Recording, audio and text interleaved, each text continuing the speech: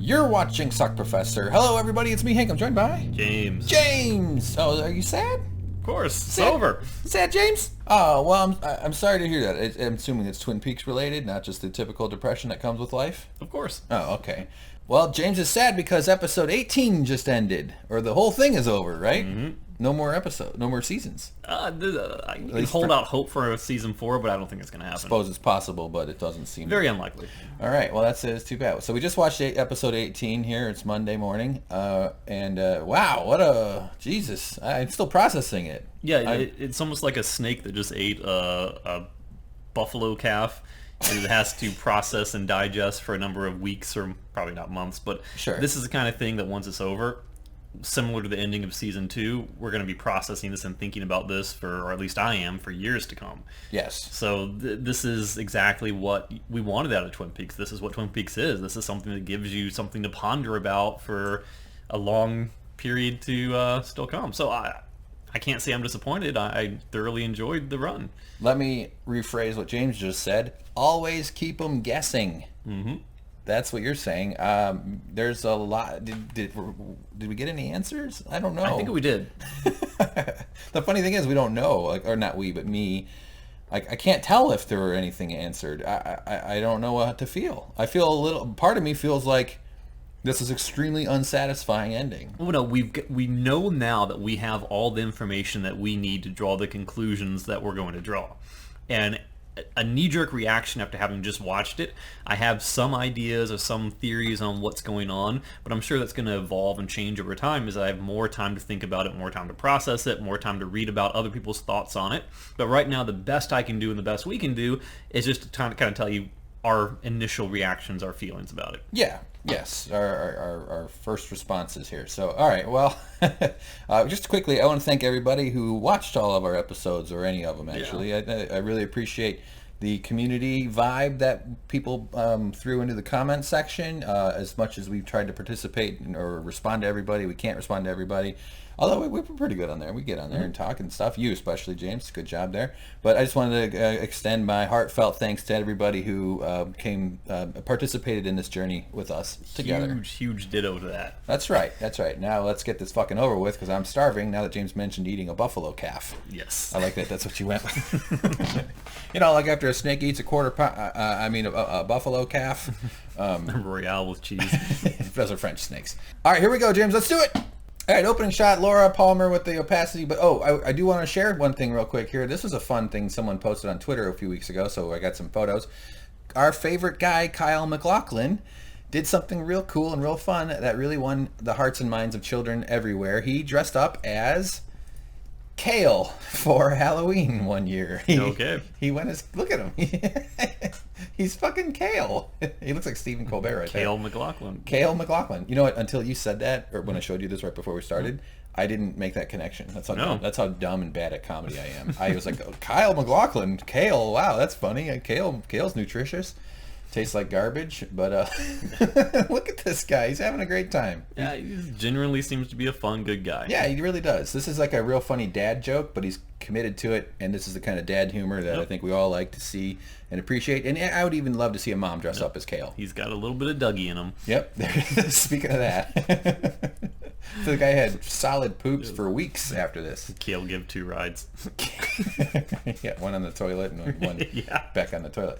But no, I gotta get healthier though. I do try to eat kale sometimes. But all you do with kale is you buy it, you put it in the fridge, and then you throw it away in about 3 weeks. Okay. It turns into a pile of gross kale. Back to twin kale. Twin kale. Tweaks kale. Okay, here we go. All right, more Laura Palmer. Well, look at those eyes, James. Aren't you gonna miss staring at them?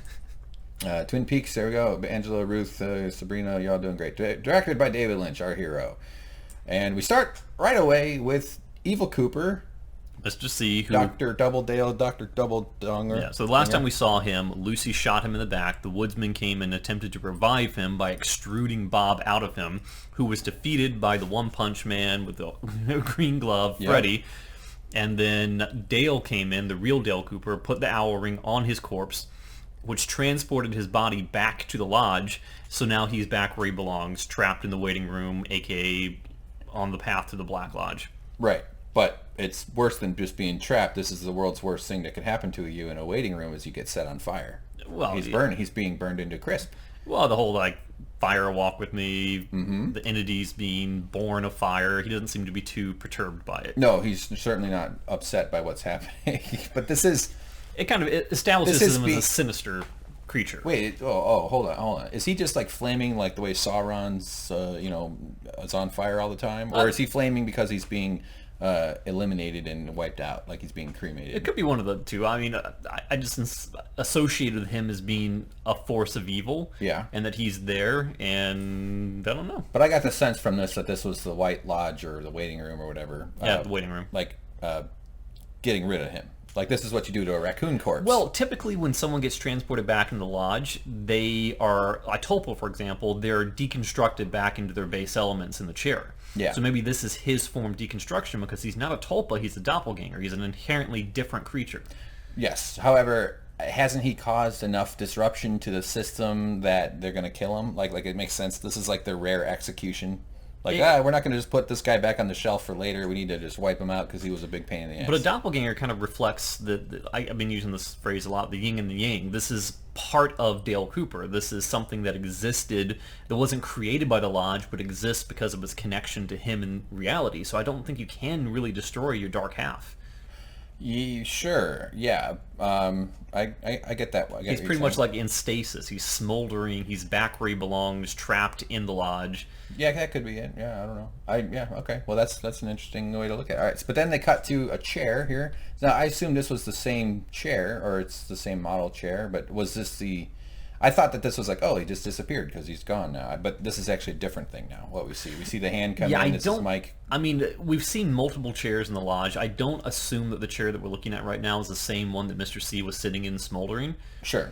Although you could forgive somebody for making that assumption because of the way it's edited. Right. Yeah. But I don't think that if you were to destroy the doppelganger, that he would basically boil down into a seed. Because I think a seed is inherently something that is associated with a tulpa, not with a doppelganger. Okay, right. And so we know that also Cooper... Go ahead. No, we know that Cooper instructed Mike to create another tulpa of himself. Yeah. It gave him a little lock of his hair, so he's going to use that to generate something new. And the theory was that they were going to generate something to go back to Janie E. And I was saying in the prior episode that I absolutely detest that theory. All right, hang on to that. Because you're sending some... Oh, well, we're going to get to that. We're not there yet. No, I'm talking about my theory from last episode. No, I know, but yeah.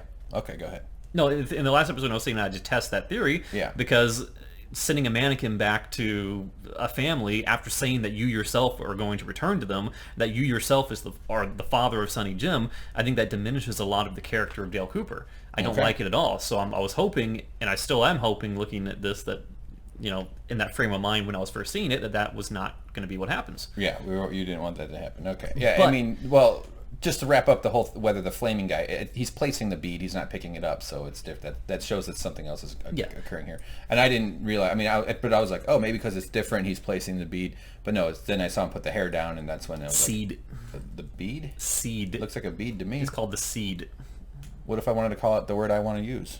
It doesn't matter because the show has established that it's called a seed. It's shaped like a bead, though.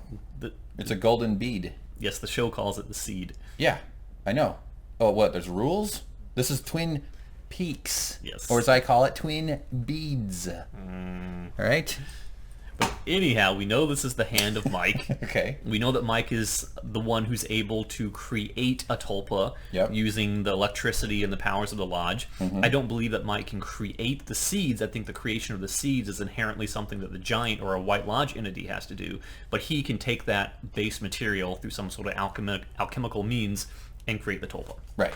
Or, just let's be glad this guy doesn't run a barbershop. He'd be like a creep just making dolls out of all of his customers. All right, so he places the hair and the bead, slash, so what some call it a seed, but the bead and the hair are there on the chair. I'm only doing it now to irritate you. You realize that. That's yes. I have no dog in this fight other than making you feel less happy. And why do I? I'm sorry, James. Forgive me. All right, so there he is. There's Mike. We finally see to confirm it's his hand, of course, because he's the guy that runs the place here. The bead is in. I will try it. The seed is there. I think bead makes more sense personally. Take it up with Lynch. Yeah, I do. You should hear my sleep talking, okay? And the bead starts to flicker, kind of like moving around a little bit. So the seed actually consumes the hair almost. Oh. Yeah, I guess so. It moves up and down. The way it was edited, they just shifted it up a little bit. Right, but it's almost as though it's taking the material into itself and then creating the genesis of the new tulpa. Yeah, I mean, the way they showed that in editing was they just got rid of the hair. They didn't show it suck into it or something like that. Yeah, I mean that's the implication though. Is like, yeah, I agree. These are very basic effects. The whole point of the show is not the effects. It's the feeling and the meaning behind what you're seeing. That sounds. I've been watching it for the effects. I'm just a fan. That must be disappointing. No, I just have terrible taste. Yes, of course, it's combining itself into the seed. It wouldn't work without the hair. It needs it in there, kind of like ketchup and fries. And it turns into a glowing ball that's the super real, a little shitty looking. But they did bother with a little shadow under there. Yeah. That's nice. And then it comes and it turns into a balloon popping thing coming out of a guy's shirt. This looks like something in Beetlejuice. And then there he goes and bloop, bloop, bloop. It's Kyle MacLachlan. So at this point I was a little bit worried because my initial theory was that the new tulpa was going to be created as a means to distract or sacrifice itself in order to get Mr. C back in the lodge. Right. But we now know that Mr. C is already back in the lodge, that he has been captured, the plan has been completed. So what purpose could this tulpa possibly have if not for the horrific alternative explanation that I don't even want to think about? Okay. All right. It's horrific. I just enjoyed this effect. It was funny. Okay. So yeah, it's... a new Dougie has been born, or Doctor. Well, we don't know what his name is in this case. It could be. He's dressed like Dale Cooper. He looks like Dale Cooper. This is the last Dale Cooper that Janie E ever saw. Yeah. So maybe that was the intention behind the creation here, or does that mean that when Dougie was created, that Dale Cooper was rocking longer hair and was I don't know, living a Vegas lifestyle? Yeah, from within the lodge. Yeah, hookers and coins, my friend. Yes. That should be the slogan for Vegas. Hookers and coins. What happens in Vegas will come back with you in your genitals. Ew. That's how it works. STDs don't stay in Vegas, unfortunately. I wish they did. I'd love to get one of my balls back. So there he is. So he doesn't have a name. Darren. We'll call him Darren. Sure. Donovan? Dingo? Let's call him Judy. Judy. That's even more kids. That would be so confusing. David? It's a D name. Okay, so... All right, where am I? But he had a regular voice. He wasn't Dougie. He wasn't like... Ugh. But he had this enthusiastic, childlike quality. Like he literally was just created. So he's kind of getting used to his surroundings. He's confused and excited and full of joy. Just like me when I was born. Mm-hmm. Yep. I had placenta juice all over me, but I didn't care. I still felt good. It was nice to be here. I said, "I've arrived, everybody. Get out of my way, doctor!" And I skittered off along the wall, like an alien, like my little alien, my little baby hands. Tentacles dragging across the linoleum. No, my umbilical cord. But it was still attached to my mom. I was that strong. She just got dragged through the hospital. She was knocking over carts and stuff. But I was on the ceiling, so she was hanging a little bit, and it was horrifying. What does the doctor walk by the room with a bottle of sriracha sauce? And you're That's why I went running. Yeah, he was fast. That doctor worked out. All right, so then we got the floor. All of a sudden, we see the red door, so we know exactly where we're headed here. This sort of confirmed your worst fears? It did. At this moment, or did you need to see the... No, it was pretty obvious to me at this point. It's pretty clear what's happening. So it's Dougie's house. Janie E. Everybody loves Janie E. Or is apparently Dale Cooper doesn't. Mm-hmm. Well, sure, but... but Dale Cooper would be weird if he just stayed with her. That's also a nod. I mean, I was kind of thinking that would happen, but he gave his word. I am your father. I will be back. That's not him. Well, people break their word all the time. But he's the Boy Scout. He's supposed to be true to his word. He's supposed to be the bigger man. You're supposed to lie to children. What, are you going to be honest with them? Tell them how the world really is? Guess what? You're probably going to start dying in your teens. Okay, fuckface. You're going to live a life of disappointment and frustration broken up by the occasional moment of happiness and joy. And I'm talking about food and sex. And occasionally maybe a party where someone's doing something really funny in the kitchen. All right, so there he is. He stands there. And, so fake Cooper is now going to live out the rest of his life, or the rest of his fake life, with his family. Yeah. So Dad, yay! And they have a nice little moment, and he says home. I didn't get the shot. It happened super fast. He goes home. Now... Okay, you hate this. I absolutely despise it. Explain? I know you already have a little bit, but... Yeah, I mean, he's sending a replication of himself back to live with a family. You could argue that Dougie was a replication of himself and that Dougie spent the past 25 years with them, so this is simply a reconstitution of Dougie, so it's no different from what they used to know. It's a better Dougie. Which is one explanation, but the fact that she got to know the real Dale Cooper, if for only a brief period of time, and that the real Dale Cooper was the one who gave her his word that he would return, that he would be the father to Sonny Jim, that he is the father, and then he sends back another replicant of himself. that to me is not a satisfying end. That is not doing justice to this family. How do you know what the expiration date is on a tulpa? How do you know she's not going to wake up one night and see this thing with no head and black fire shooting out of the collar of his nightgown? Because he wears a nightgown to bed, obviously. Maybe that's how he showers. Yeah. Yeah, of course he wears a nightgown to bed. I mean, clearly... what if his teeth start falling out and his hair sheds on the pillow, and then he's like a radiation poisoning patient as he slowly melts and loses his constitution? That happens to all husbands. Haven't you ever seen an old couple? Yeah. The husband turns into a ghoul. I mean, so does the mom, the woman part too. But it's all like they both just turn into demons. Yeah, I mean, and then think about it. What I said last episode too is like you have. Presumably what's going to happen now is that Diane and Cooper are now going to be free to live their lives together. But Diane and Janie E are related. They're going to, I know they're estranged, but it's going to be a very awkward thing. Now there's going to be two Coopers in the world. Well, presumably one tulpa, one real one. Yeah. Or at least that's what we're thinking. That's going to be a really... What's he going to say? Oh, yeah, I had a twin brother my whole life. If she ends up ever seeing Diane again, which they seem to be. Yeah. At this point, we don't know what's going to happen. We don't know what the future holds. So this is what I'm just kind of going through what I'm thinking at the time when I'm seeing this. This is a very quick wrap-up to this, though, as far as if this is the final bit that we see of this family here. Some people see this as a happy ending. I see this as an unsatisfying conclusion to a story. But it's your objection is mostly because he broke his word, or because the Janie E deserves better? I guess both of those can go together. At first, I couldn't stand her as a character, but now I've come to realize that she's not a bad person. She was a good person all along. She was just frustrated trying to hold the family together on her own while she had like a comatose vegetative man to care for, essentially a second child. And before that, a deadbeat. Yeah, who well, we don't know much about Dougie beforehand. All we can really presume is that Dougie came into the world brand new, impressionable, was thrown into Las Vegas amongst seedy characters in an insurance business, probably had things impressed upon him, had influences come across him, and he was flung into a world where he took on these vices that his other counterparts around him were taking on themselves. So you can't really blame Dougie for that. Dougie was a product of his environment. Yeah. Or some people would say, oh no, people who subscribe to the theory that Dougie was created by Mr. C is like, well, if he was created from the base elements of someone who was inherently a shady character, he's going to have inclinations that lead down a darker path. But he didn't seem to me like a dark character. He seemed like a happy-go-lucky goof. Yeah, he was sort of just like a grown-up guy, just, banging hookers and getting into a little bit of money trouble and stuff. Yeah. So and who among us hasn't done that? Yeah, so it just seems like this is a very convenient way to toss aside a storyline.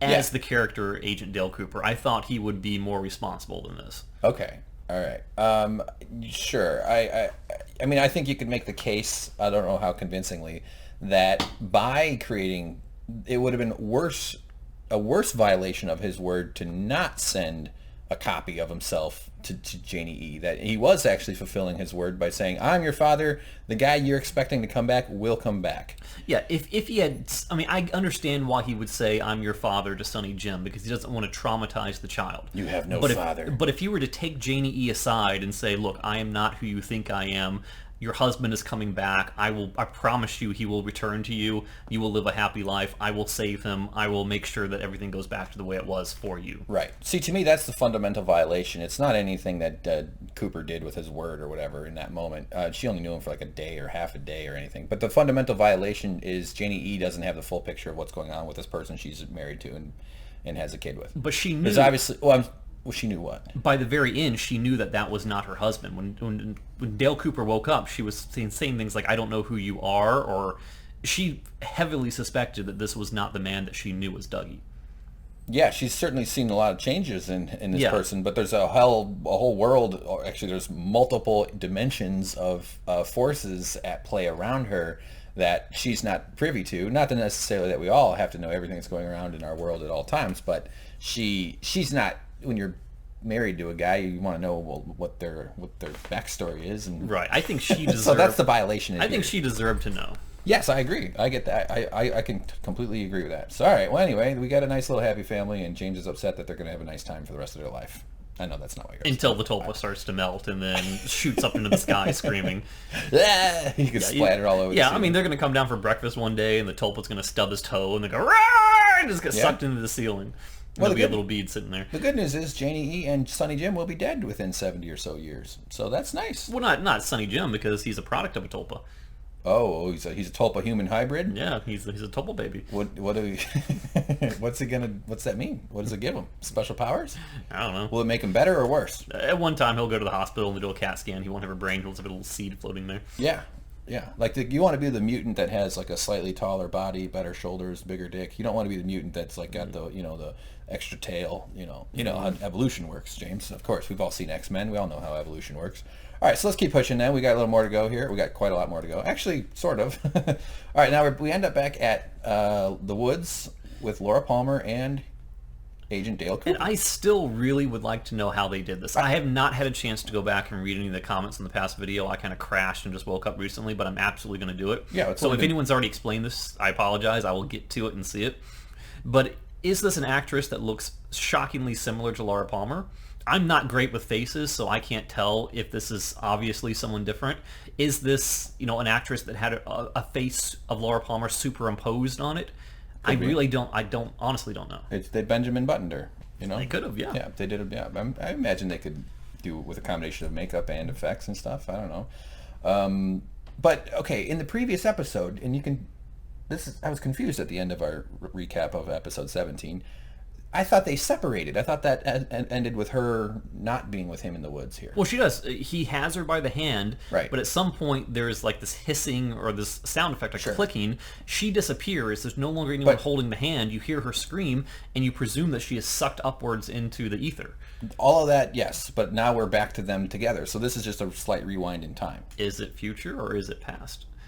Yeah, I think that's the whole crux of the show. Is like you never really know. Not only do you not know where you are and why you are, but you don't know when you are. It screws with your senses. Man, but yeah, this does appear to be a slight rewind. Yeah. I gotta stick with Star Trek. I can't handle this shit. It is too much for me. This is Star Trek, so it makes all the sense. All right, so then this is them walking, and they have a little moment, and the wind whooshes, and then this is where she gets disappeared again, right? Into this. Yeah, we hear her screaming. Right. And the only other time we've ever heard her screaming like that in the context of season 3 is in the first episode where she screams in the waiting room and is sucked upwards. Yeah. Right. So after whispering something in the ear of Agent Cooper, which is a throwback to the original 2 seasons, where she, as a younger person, whispers into the ear of a younger Kyle MacLachlan or Dale Cooper. Right. Now, here's my question. Does Laura have power over her own actions in this moment here? Like, did she choose to leave, or did something pull her against her will? I do have a theory. I don't want to throw it out there just yet, because I don't think we have enough information to really dig into it as much as I want to, but I don't think it was her will. All right. Very good. Okay. All right. So then we got back to here now. Now we notice a few things, though, right? We've got the mannequin that turned out to be the tree with the cantaloupe on its head. What? Right? Well, didn't we see this? We saw this statue. Is this Venus de Milo or something? It's always been there. Not in the room. In the waiting room, it's always been a part of the waiting room. Part of the waiting room, but not in this area. They don't show up. Things move around a little bit, yeah. Yeah, that's what I'm saying. But it's always been a stay fast of what's been in that room. I'm not suggesting it never was. I'm saying in the previous time we saw it, because it's always been there, part of it somewhere in the curtain maze. It turned into something else, though, right? It became you're talking about the doppelganger of the evolution of the arm. Yes. Excuse me for not being specific. Okay. Go ahead. Yeah, is that right or not? I think that was the case. I think the statue was the end of that narrow hallway, and I think it did transition into the evolution, the doppelganger of the arm. There were two. The arm had its own doppelganger too. Right. Oh my god. All right. So and that's what essentially flung Cooper through the floor and into the box and into the mauve room. That's what kind of threw him through time and space. Okay. What's this pole here then? What is this thing? That's a lamp. Oh, it's a lamp? Is there any? There's got to be some significance to it. It's got to be like the netherworld region god guy who's got a frog feet or something crazy. Anyway, turns into his own mom. In the beginning of the show, in season 1, we hear an exchange between Mike and Agent Dale Cooper, where he says, "Is it future or is it past?" Yeah. And now he's saying it again. Yes, those are the words. As if to establish that we are dealing with a non-linear sequence of events. It's like you never know when you are. Yeah, man, I feel worse now. All right, so there he is. There's no real. Then he just kind of fizzles out. He goes. There's a little clicking kind of. Well, he disappears just like he did in the first episode, and he appears where he did in the first episode before, where he's beckoning from the back of the room for Dale Cooper to come join him. Right. And in the original episode, he ushers him into a smaller room where he meets the evolution of the arm. Okay, all right. And we're left with the statue here just going, no, don't look at my bits. I got bits up here. I can't do it. Which we all do when we're naked. You got to cover your nips and your other... Alrighty. Your sin zone. Bill O'Reilly has the no spin zone. I have the no sin zone. It's Get the it? statue Actually, of I'd rather... limitations. I want the sin. Sin is the nice part. That's what's fun about life. All right, so now there's two chairs side by side, which I noticed. What does that mean, James? There's been many times... because he's been sitting in two chairs here. Well, yeah, I mean, Right. typically there's two chairs. We've seen Michael J. Anderson's Man from Another Place sitting in one. We've seen Mike in there. Even in the original 2 seasons, we saw the Giant, which never happened in Season 3. We saw the Giant in the waiting room when he was revealing himself to be one and the same with the old man that carried the milk. In a second, with two chairs, you mean? But my question is, what's the importance of this chair that's on the right? Because he was sitting in the chair on the left. So then the camera comes in on this chair. What the hell? Why that? Any idea? I have no clue. You don't have to have an answer. You can No, say I don't know why they would choose to do that. Perfect. I love it. All right, so there he is. Maybe when this scene originally, I have to go back and rewatch it, but maybe there was something in the original scene where maybe Laura appeared in that chair. I think that's possible. Could be. Or she approached from that side and whispered in his ear, and now it's cutting back to that area as a reiteration of that original scene to show that event is not happening, to show that this is a different point in time, a different version of the events that transpired in episode 1. See, everybody, I knew he'd have something. I think the chair is the emptiness of the chair symbolizes the emptiness and potential of life. I just made it up. It's all fucking nonsense. Who gives a shit? All right, so there he is. The guy starts beckoning. He says like, "Hey!" He starts waving his arm like, "Come on!" He's acting a little crazy, but they all act crazy when they're here. And he's like, "Oh, all right, I might as well follow him." So he gets up, and we've got a fun little classic Lynchian curtain walking. And we never really talked about the implications of Dale being back in the waiting room suddenly, walking through the woods, and suddenly he's sucked back into the waiting room. It's the thing that he spent so long trying to escape from. So what does that mean then? I was a little worried that he'd be stuck there for all eternity again. So you never want to go back to the place. It's like breaking out of prison and finally waking up and being back in a cell. Not a good thing. Fair enough. I sort of think of this place as kind of like headquarters. He's sort of, he's like back at the office and is checking out and seeing what his boss is, because they're at the kind of the final phase of one of the more important periods in their time, right? Although there is no time. It's all future and present and past at the same time. Oh my God. Okay, so... all right, so then they walk down this one. This is where that statue was in the back of this little in one of those hallway narrow hallways. Yeah. All right, so then they come in here with the tree. To a scene that we've seen. This is the evolution of the arm. Wrong. No? What? I thought that's what this was. Nope. Evolution of man? Nope. You gonna make me guess? It's slightly changed. In the first time we saw this, he said, "I am the evolution of the arm." Now he simply says, "I am the arm." Yeah. Slight nuance, but it shows that this is a different instance of events unfolding. Well, yeah, I'm assuming it's a different instance. It's a different episode, right? Well, no, this isn't just simply a flashback to what happened before. This is like a loop repeating itself, but in a different way. It's almost as though saving Laura kind of set like a multiverse, multiple dimensions in play, and he's reiterating something that's already happened, but in a slightly different nuance. All right, very good. Okay. I told you, microwave's cantaloupe. I told you it's a micro. Did I miss the damn screenshot? I am the arm. Yeah, not the evolution of the arm, the arm. All right. I don't quite understand why that's important, but obviously it's different, so therefore it's important. Okay, fine. Sound like... No, and I sound like this. Yeah. And which is what Michael J. Anderson used to say. Oh, really? Okay. Yeah, I am the arm and I sound like this. And then what would he say after doing it? He would go... and make some weird mouth sound. Which is exactly what this thing is doing. Yeah, he goes... Yeah. That was pretty fun. Sounds like me when I'm eating chow mein. Okay. On a first date, of course, the story Is of... it the story? Is it the story of the girl? Little girl. Who lived down the lane. And what's the significance of that? A little girl who lived on... Is that a direct quote from something that I haven't seen? No, it's a direct quote from something you have seen. Oh, well, I forget things I haven't seen and things I've seen. In the conversation with Charlie, Audrey said the same line. Oh. Who's Charlie? The guy... The husband? Yeah, the guy who was born with arthritis or something, whose body developed strangely, who has a weird body shape. Yeah, that guy. Humpty Dumpty, as you called him. Yeah. Yeah, I was just about to accuse you of being insensitive. Yeah, Humpty Dumpty.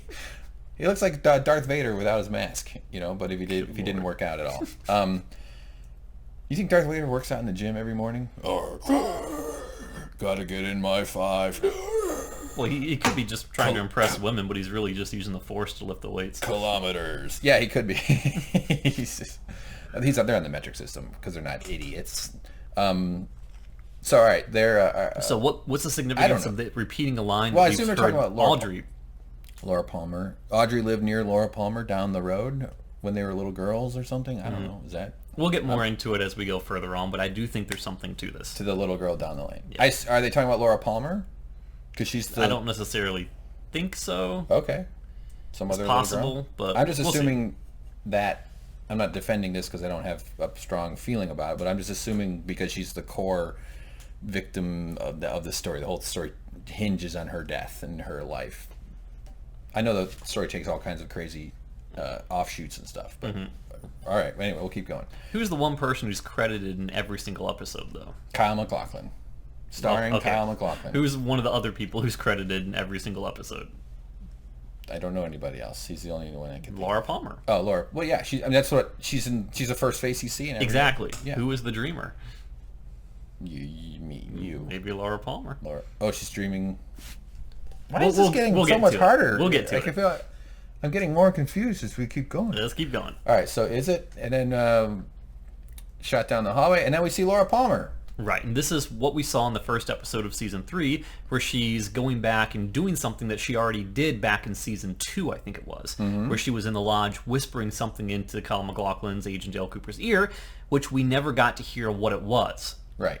And it was only after she whispered it that she was screamed and ripped out of that reality. Yeah, so she screams and then wrenched and then So you think this is against her will, though? It's not like that's just how she travels? Right. That would be a pretty horrific way to travel. Oh, gotta go to work now. Bye, kids. Have a good day at school. Just like wizards, like with the fireplace powder. But we don't. It's hard to infer anything, even based on his reaction, because he just kind of looks up and like, oh, there she goes. He doesn't really go like, oh my god, big secret. Not that there's even much. I think your emotions are subdued when you're within the lodge, because you never really react with big, overwhelming. Nobody gets excited. Nobody acts like they're at an orgy. It's almost like childlike wonder when you're inside the lodge. Yeah, that's how I would be at an orgy. I'd be like, wow, everybody here is so nice. Great food in the kitchen, everybody. There's tons of grapes. I don't know why anybody's eating any of this. All the pineapple's gone for some reason. All right, so there he goes. He's up, screaming. The screaming stops. He travels. Maybe she just turns upside down and the scream is so loud, like an afterburner of a rocket, like the thing, like the back end of a. She gets pulled upwards.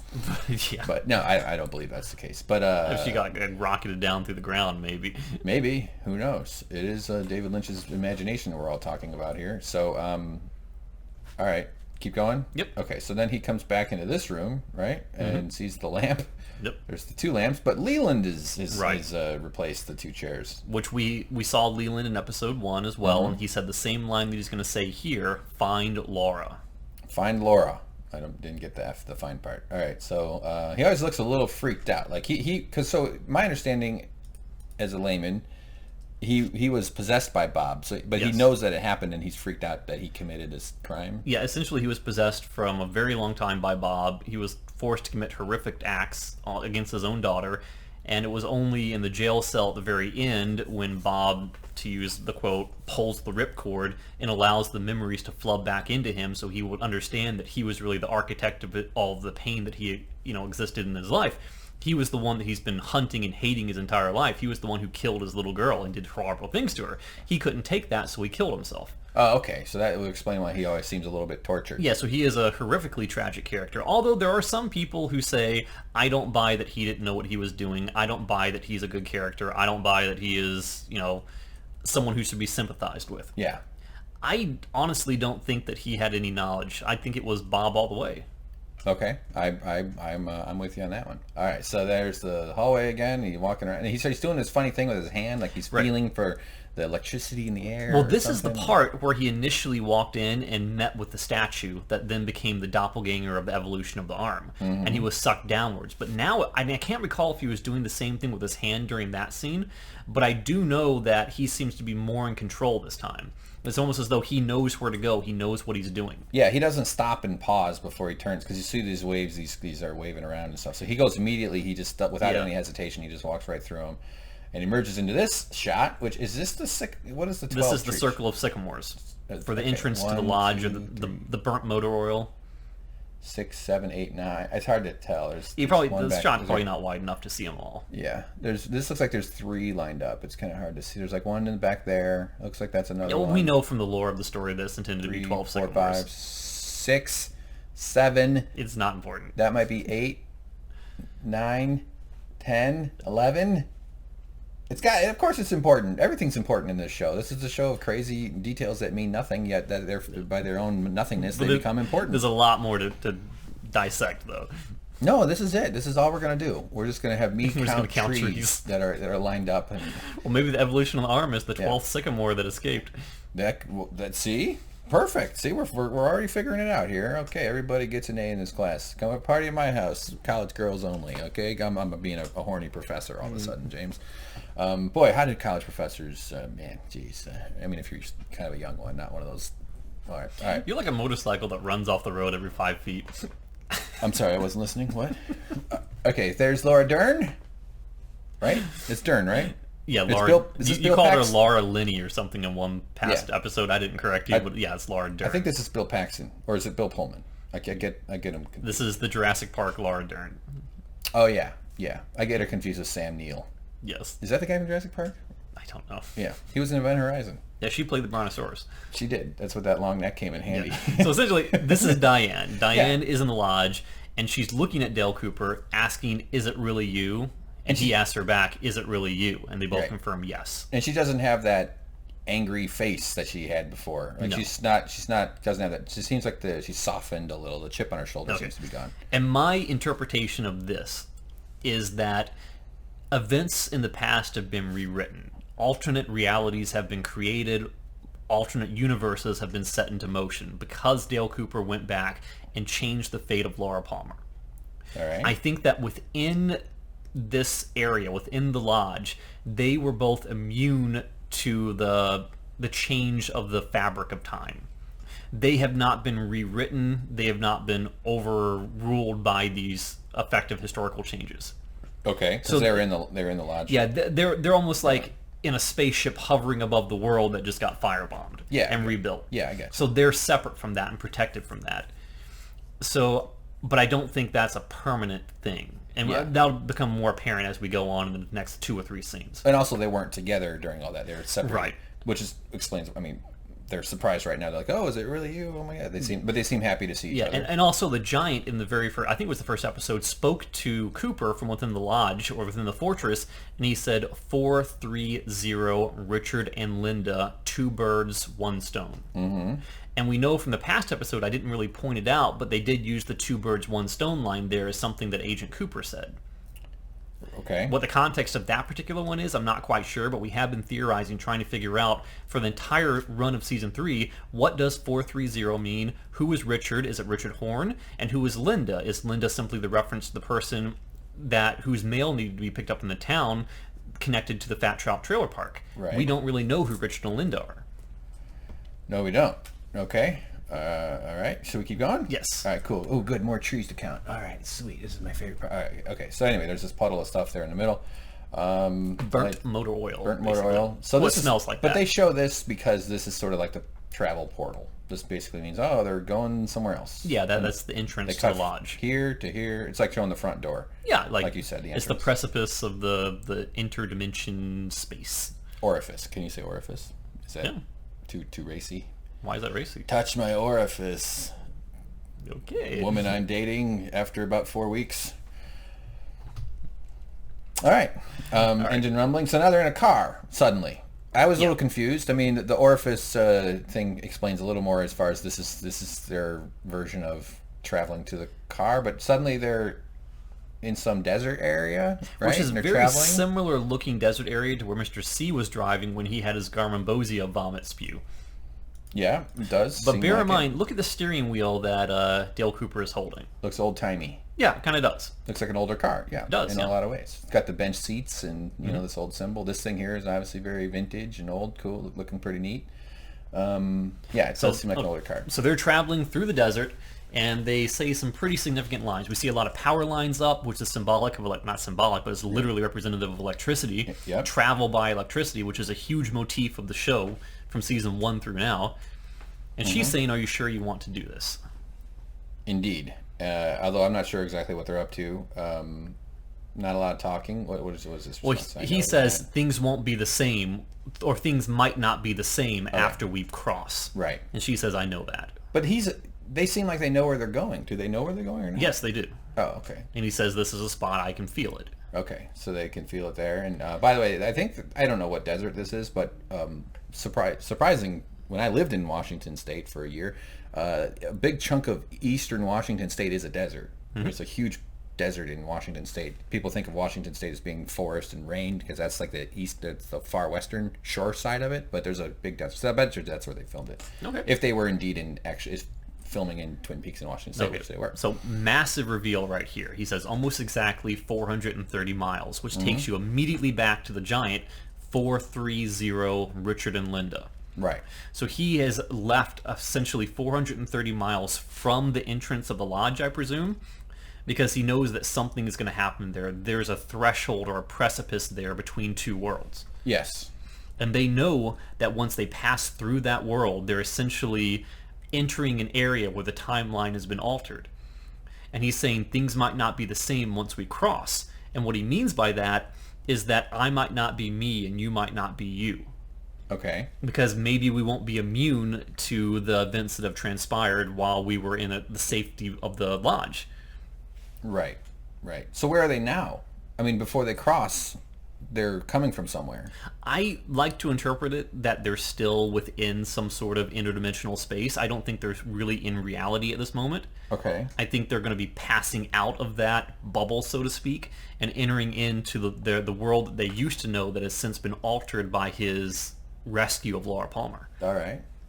Okay. I think it's the whole multiverse thing. I think there's a lot of different realities in play at this time. Yeah. And there's something I should read to you right now I took a screenshot from the Zone. Remember the Zone? No idea. This was Bill Hastings' website. Oh yeah, that funny. That was funny. Actually, you want to read it? Yeah, I'll read it. Let me get it. So it's the blue text on the iPad. All right, here we go. We will have to reconcile with the question that if someone from outside our familiar world gains access to our plane of existence, what ramifications will that entail? There might be forces at work from deep dimensional space or from the future. Or are these one and the same? Think of the events that could have splintered time. Wait, that was a question. Wait. Think of the events that could have splintered time. The things that could have laid the seed for a starting point for this development.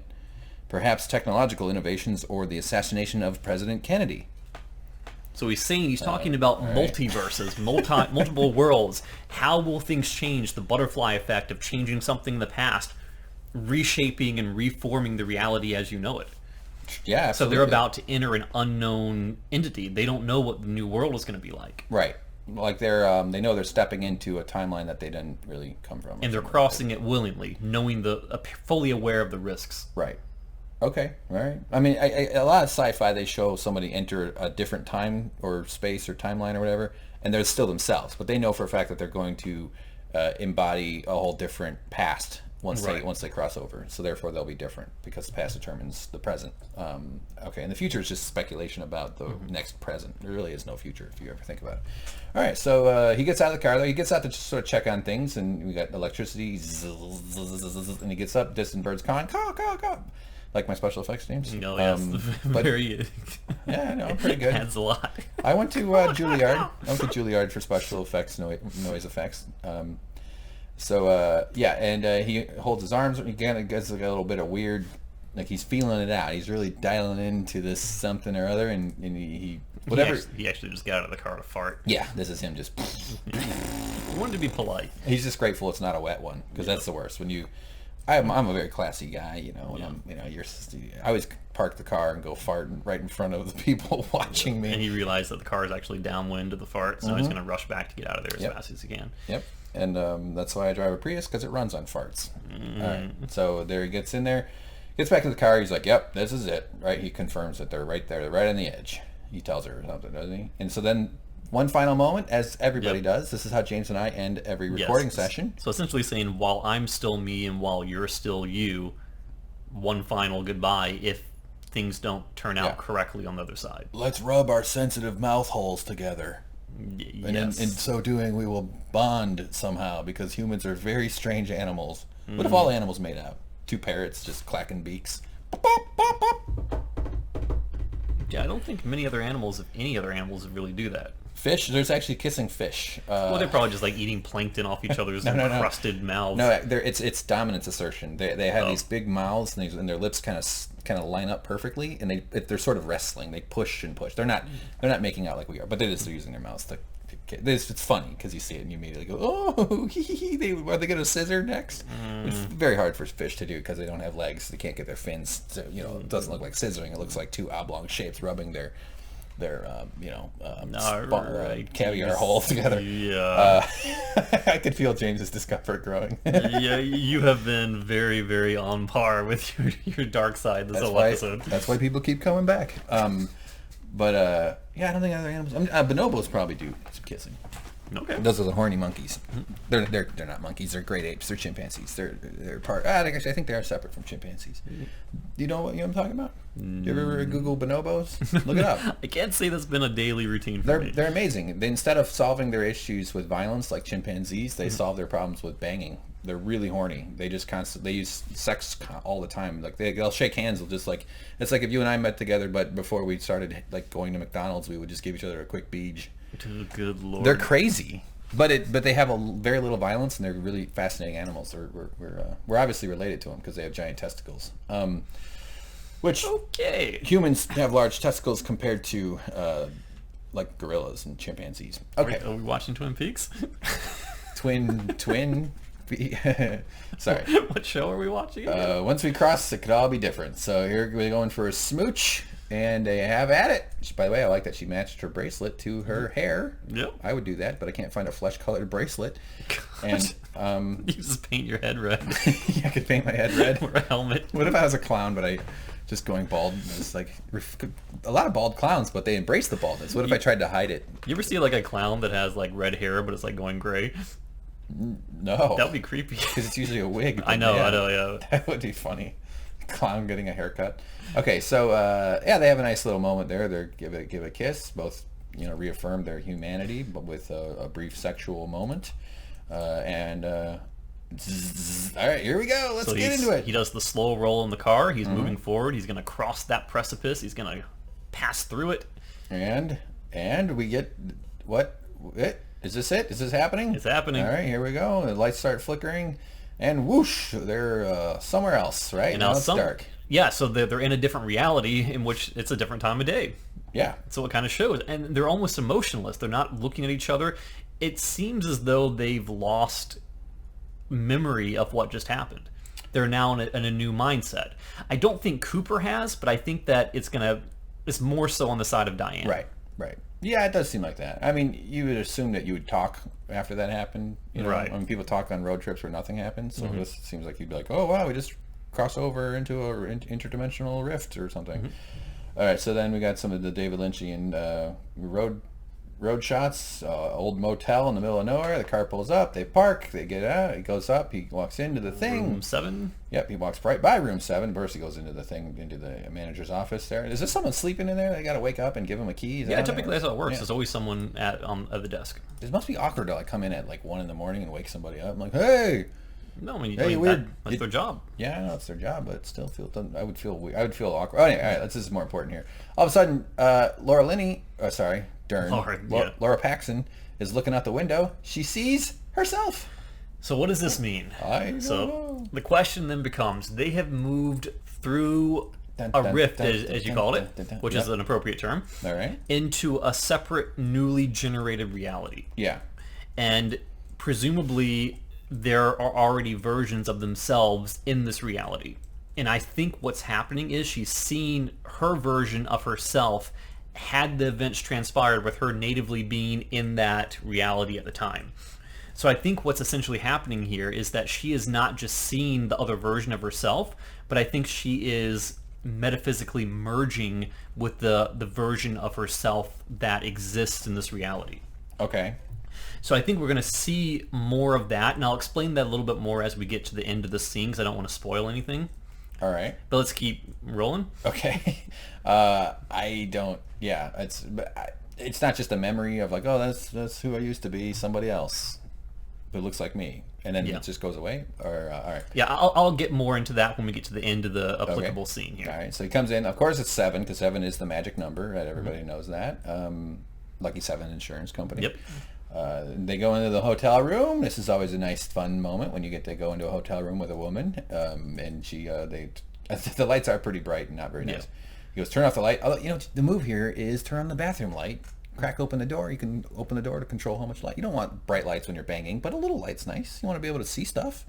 Or maybe he doesn't want any sort of electrical influence from the lodge. He wants to be at peace. Could be. That's why he left his box of vibrators at home. Come over here to me. She goes, what now? And he goes, you come over here to me. And then she does, and then he says her name, and Diane. And she doesn't say anything. When he says Diane, she doesn't recoil. She doesn't question anything. Yeah. Just bear that in mind. Which means this is Diane, or her name is Diane. Yeah, we're going to get to that. Oh, we are? Okay. Yeah, because if I was about to do this with a woman and I said her name was, let's say, Kelly, and I go, Rebecca... Yeah. Kelly would be like, no, oh, God, no, it's not happening. Thanks for ruining it for both of us, jerk. Okay. So then the song starts. You want me to keep going on that? No, keep going with the screenshots. Oh, not with me and Kelly and Rebecca? That's all right. Yeah, all right, okay. we're good. All right, cool. Songs. Oh, so some song is playing, right? Isn't that what's going on? Yeah. Oh yeah, so they bang.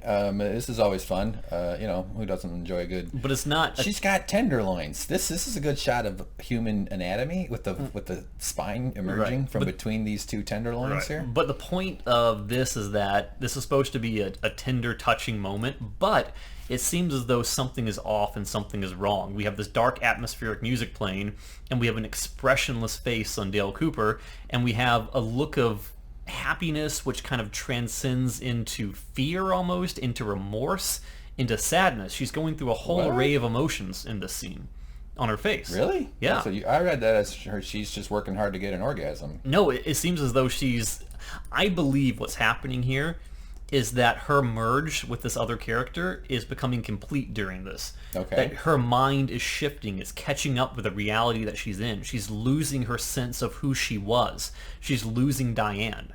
And she's becoming something else. But I think Cooper is immune to that in a sense, because I think that he spent enough time with the Giant. The Giant gave him the whole 430 Richard and Linda clue to work off of, and he's sort of been the main astronaut traveling through these dimensions. So I think he's more resistant to it. Okay. Oh, she's crying. I didn't know she was crying. Yeah. All right. So she is feeling other emotions, but sometimes sex can bring out emotions too. Right. But I think this is her reality of being Diane, slipping away and falling into the off to the side. All right. And that'll be more apparent in the next scene. Okay. Okay. The grabbing his face, I thought that was interesting. She just needed a little leverage. I would be okay with that. I'd be like, yeah, go ahead, grab my face. You're not going to hurt me. Just don't scratch my eyes out. Well, I think she's covering up his face for a reason. Not just because she's trying to just use it to push harder. No, we'll get grind there. a little. Like 5 more screenshots and it'll be apparent. Diane breathing heavily. Yeah. She. I thought. Did she get to her? Did she beat the boss? I don't think that's my favorite metaphor for orgasms. Not important. That's what you're doing in sex. You're trying to beat the boss. Okay. You get to the final level. Yes. Here we go. About to beat the boss. Where do you want it? Yeah, so we got Dale Cooper in bed. Okay. So then he wakes up. Great back on her, though, huh? Just who doesn't love a thin back? She's a stegosaurus. She did have that spinal coming out. I thought that was... human anatomy is so amazing. I just think it's cool. So speaking of amazing bodies, Kyle MacLachlan is waking up. He's got kale all over his bed. What if there was like he wakes up but there's a pile of kale and it's just like the scene from The Godfather with the horse's head? Yes, and he just screams and then flies up into the ceiling. No, he screams and he puts it all on and goes to a party. Starts chewing on it. Takes him centuries to finish one piece. Okay, so he's in this bed. Is this bed small? Doesn't look like a... it's like a full bed to me. He's a pretty... Yeah, I think it's full. But renting a full bed from a hotel? I know it's a country desert hotel. It's enough for 2 people. Full is not comfortable for sleeping. Sex, you could do full sex on a full bed, no problem, of course, but just because you're putting parts of yourselves inside each other. But or it's possible that she stayed in the car when he went into rent, so it's entirely possible he rented a room for 1, and that's why the bed is that size. Yeah, but they're saving money. I thought I'm not like making like, hey, David Lynch, you jerk. I'm just saying most hotels have queen size beds, either 1 or 2, and you can get cots and stuff or twins brought in if you need extra room. Yeah. But it's a country hotel. Who knows what's going on there? I just think that this is a little bit small. That's all I'm saying. It looks like a full size bed. All right, so okay, but he wakes up. There's nobody in the bed with him. He's going, oh, what the hell, Diane? Where are you, baby? It's morning time. Let's have morning sex. Top 10 sex times morning. Okay, sure. so he's looking for Diane. Yep. Sorry, I didn't block out the nipple there, everybody. I know it's offensive. But he finds a note, right?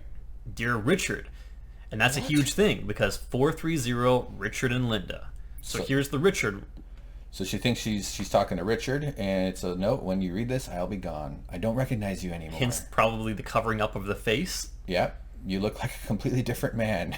Which shows that she was doing her transition into this new reality, this new person during that scene, which is why she was crying while she was slipping away and losing herself. So keep going. Whatever it was we had together is over. Linda. Richard and Linda. We finally have a resolution to that.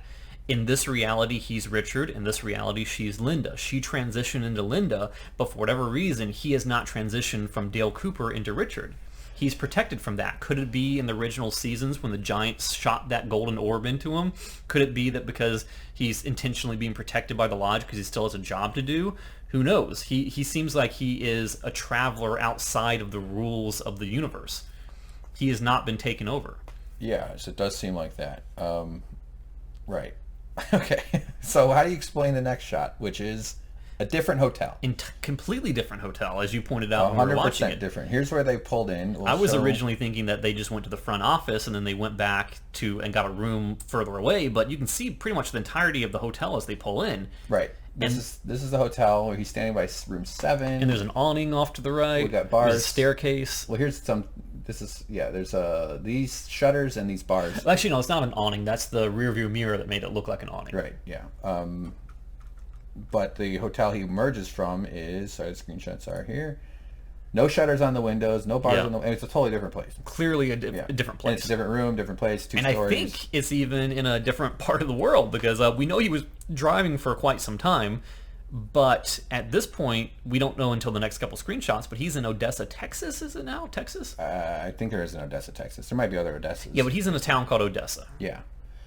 And if you go back to the car he's getting into, that's not the same car he was in. Remember the steering wheel? This is a modern FBI-issued looking vehicle. Yeah, this is like a government sedan.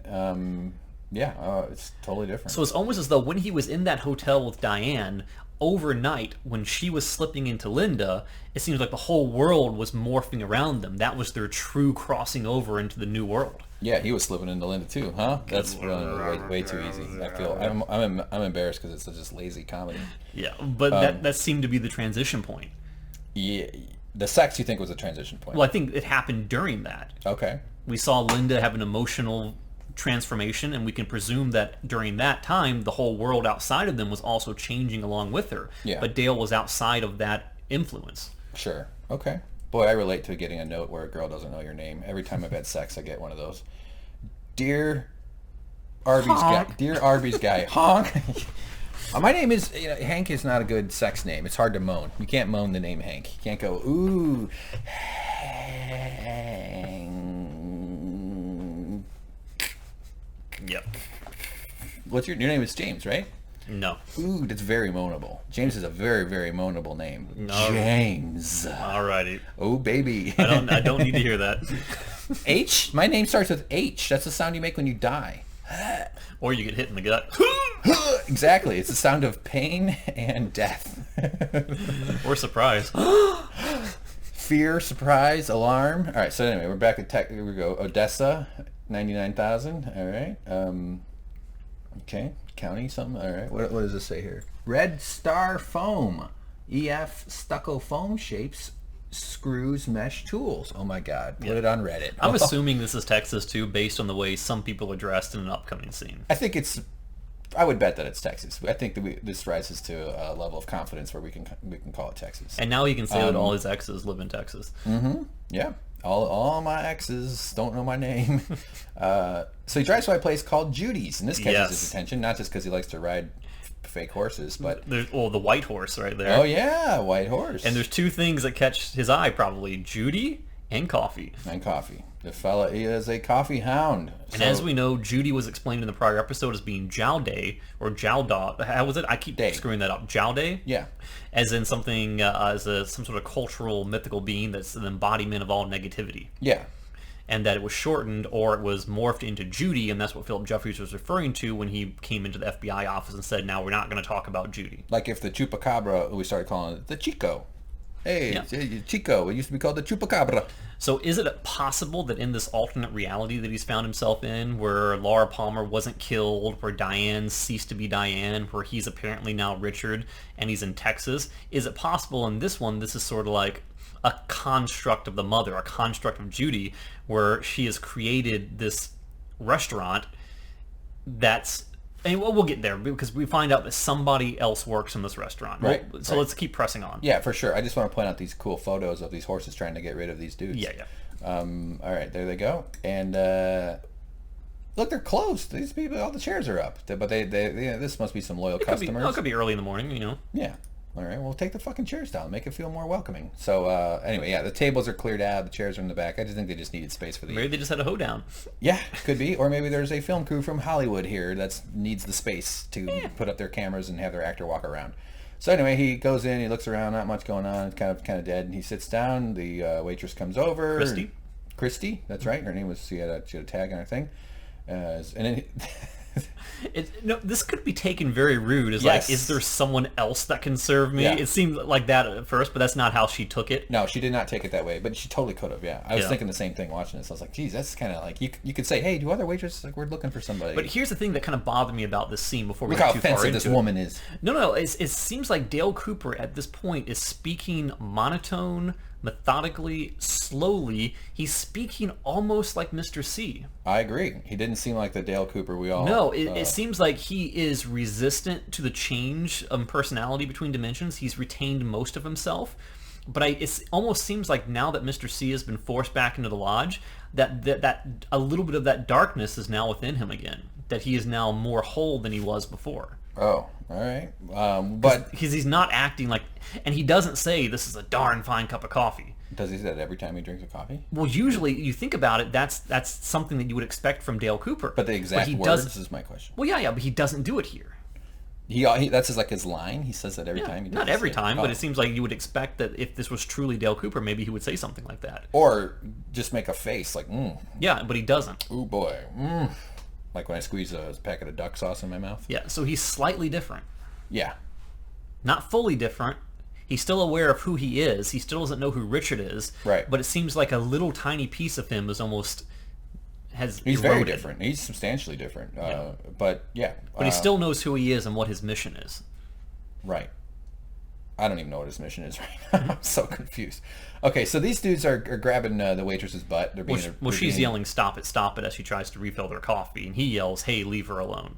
Yes, you're jumping. Yeah, but they were grabbing her ass. Do you remember that part, right? No, you missed that screenshot. I know, I don't have a screenshot. No, I'm not jumping because you missed it. What, are you mad at me? No, I'm not jumping because it's already happened. I know, that's what I was explaining. I was explaining it because I don't have the screenshot. No, but you said I was jumping. Well, you were jumping ahead because I wasn't done explaining. That they were grabbing her butt, being jerks, and she was trying to give him coffee, but she was saying, stop it. Yeah. What? Our streams got crossed there for a second. Are you okay? No, I'm just wondering why. No, because you said I was jumping, but I was still on the same screenshot. I know. I was explaining what we missed because we didn't have the screenshot. That's all I was up to. Okay. Yeah, all right. So anyway, they're being real pieces of shit. And by the way, it's too early for this. Not that there's ever an appropriate time, but who goes out for breakfast and starts grabbing the waitress's butt? That's a dinner time activity or possibly late night. I mean, do people typically drink coffee in the afternoon? Is it the afternoon? I'm not a coffee person, so I don't know. Yeah, people drink coffee pretty much all day. Yeah, for sure. I mean, it's obviously weighted towards the morning, but there's people out drinking coffee at night too. I used to drink a shit tons of coffee. I can't anymore. It makes my fucking anxiety go crazy. All right, so anyway, he yells at him. He says, "Stop it! What are you cut it out there, you jerks!" And of course, these big tough guys have to get up and get in his face because they can't be told what to do. And they walk up, hey, bow. They make a face like, "Oh, you are in trouble. You just messed with the wrong fellas." Well, they don't know who they're messing with, right? Well, more so than make a face, I think it's what he pulls out is more threatening than a face. A gun is more threatening than a face. Get the fuck out of that booth. He doesn't even bother standing up. We're getting ahead there. He doesn't even bother standing up. You got screenshots that completely missed the gun. That's awesome. Yeah. No, that's not a bad thing. Are you judging? No, I think this is interesting that it just happened to work out that way. I was actually hitting it pretty... I wasn't... Yeah. No, it's just a weird coincidence. That's kind of cool. Being sitting in a booth and having three men standing is it's not a good advantage there. Yeah. You got to keep the high ground. But if you stand up, it escalates. But anyway... Agent Cooper knows how to handle a situation. He takes the guy's gun, he grabs it, he slams his hand onto the ground all in one motion, and he bonks him right in the groin, right in the old self-destruct button. Hits him where it hurts. And of course, this guy's not wearing a cup because he's just he's not playing football, not a lacrosse player, and bonks him, gets him real good. Ooh, that is the face everybody makes when they get kicked in the balls. You ever been kicked in the balls? What's the worst ball injury you ever had? Full-on punch? No, I fall on a bike. Everybody's... Come on, you can't be a man in his 30s who hasn't at least hurt his junk once. I mainly land on my head. Yeah, I guess that's true. I remember when it's a soccer ball hit it, just grazed across it, and it took like 10 seconds, and then that was it. But I've had brothers. I've had my balls fucking fucked with all the time. It's a Thanksgiving tradition. All right, so the guy goes down, and his buddies, of course, have to respond with more of their own tough guy stuff, but he's got a gun and he shoots him. He hits him right in the toe. I admit it didn't get it happened real quick. Of course, this guy doesn't have any upper teeth. That's what that happens. What's going on there? Oh man, maybe if he didn't eat so many goddamn pancakes. What's wrong with eating pancakes? Are soft. They rot your teeth there. So you got to brush. Well, you got to brush. You can eat sugar. Sugar is what fucks your teeth up. If you don't clean them, that's the point. Anyway, pinky ring. All right, so now two boys are out. One guy got shot in the foot, one guy got kicked in the balls, and the other guy, he tells him, I like this. This is a good exchange. He goes, put your gun on the ground. The guy's like, I don't have a gun. He goes, no, put your gun on the ground. And of course, he has a gun. He always seems to know when there's a gun. Like, remember when he was with Bushnell Mullins? He said, I'm going to need to borrow that .38 snub nose that you keep in your, Yeah. How did he know it was there? He just has that kind of FBI intuition. Yeah. And we know it's between the scenes, but the guy takes his boot off. We don't see it happen, but obviously it did. It did, yeah. It looks like he's got a bloody toe, right? That's, at least they bothered putting some ketchup on the sock. That's nice. But he starts carrying his gun around like he's basically just taken this whole restaurant hostage. Right. This is very, very, very uncharacteristic of Dale Cooper. It's almost as though he's like walking around in a dream. Like right now, he's literally pointing the gun at two innocent people having breakfast. Yeah. This is not the man that we know. Now he's sort of sweeping it around the room, not necessarily like, hey, getting it in there. But he's still, this is not, you don't really... Yeah, something is wrong. Gun control is, I mean like a person holding a gun. You're trained to be very, very controlling of where the tip is and where your finger is in relation to the trigger. So you have to be extremely cautious. I've grew up around guns. My dad gave me a gun for Christmas when I would turn 13. When I was 13 years old, he gave me a fucking shotgun for Christmas. Me and my boy are going to go hunting. Well, I turned into a raging liberal, and I fucking hate guns. I think they're terrible. But I do know a lot about guns. I was actually in the NRA when I was as a teen because my dad signed me up as a junior member. And then my brain came online, and I said, no, Dad, take me out of it. To my dad's credit. I mean, there are legitimate reasons that people own guns. I'm an animal rights person. I rehabilitated animals when I was young. I don't like hunting. In fact, I hate hunting, but I understand that people do it because that's the world we live in. Well, they're fun. They're really fun. And I'll still go Yeah. shoot guns with my dad. Yeah, I mean, I'm just saying, I'm not personally a fan of guns or hunting, but I don't judge people who do like guns or do like to hunt. It's not a judgment of people who like to hunt. I think the culture around guns in this country is a little out of whack. Lawn darts are illegal, but these machines that fling tiny pieces of metal at insane velocities and insane numbers. But for the people who own them and who are responsible and who are mature, yeah. No, I have no problem with them. Unfortunately, the very vast majority of people are responsible. Yeah, it's just a few bad apples that make the country look like a gun craze. But it's also the few bad apples, which is why we have speed limits. It's the few bad apples, which is why lawn darts are illegal. It's a few bad. I mean, the few bad apples thing is a great reason to get rid of. And we don't need to debate. It sounds like if you were Dale Cooper in this universe, that you would go back and change time so that lawn darts would be legal. Yes, I want lawn darts to be legal. Dear Richard. You go and shove that kid out of the way so that the lawn dart doesn't hit him, so the law never comes into effect.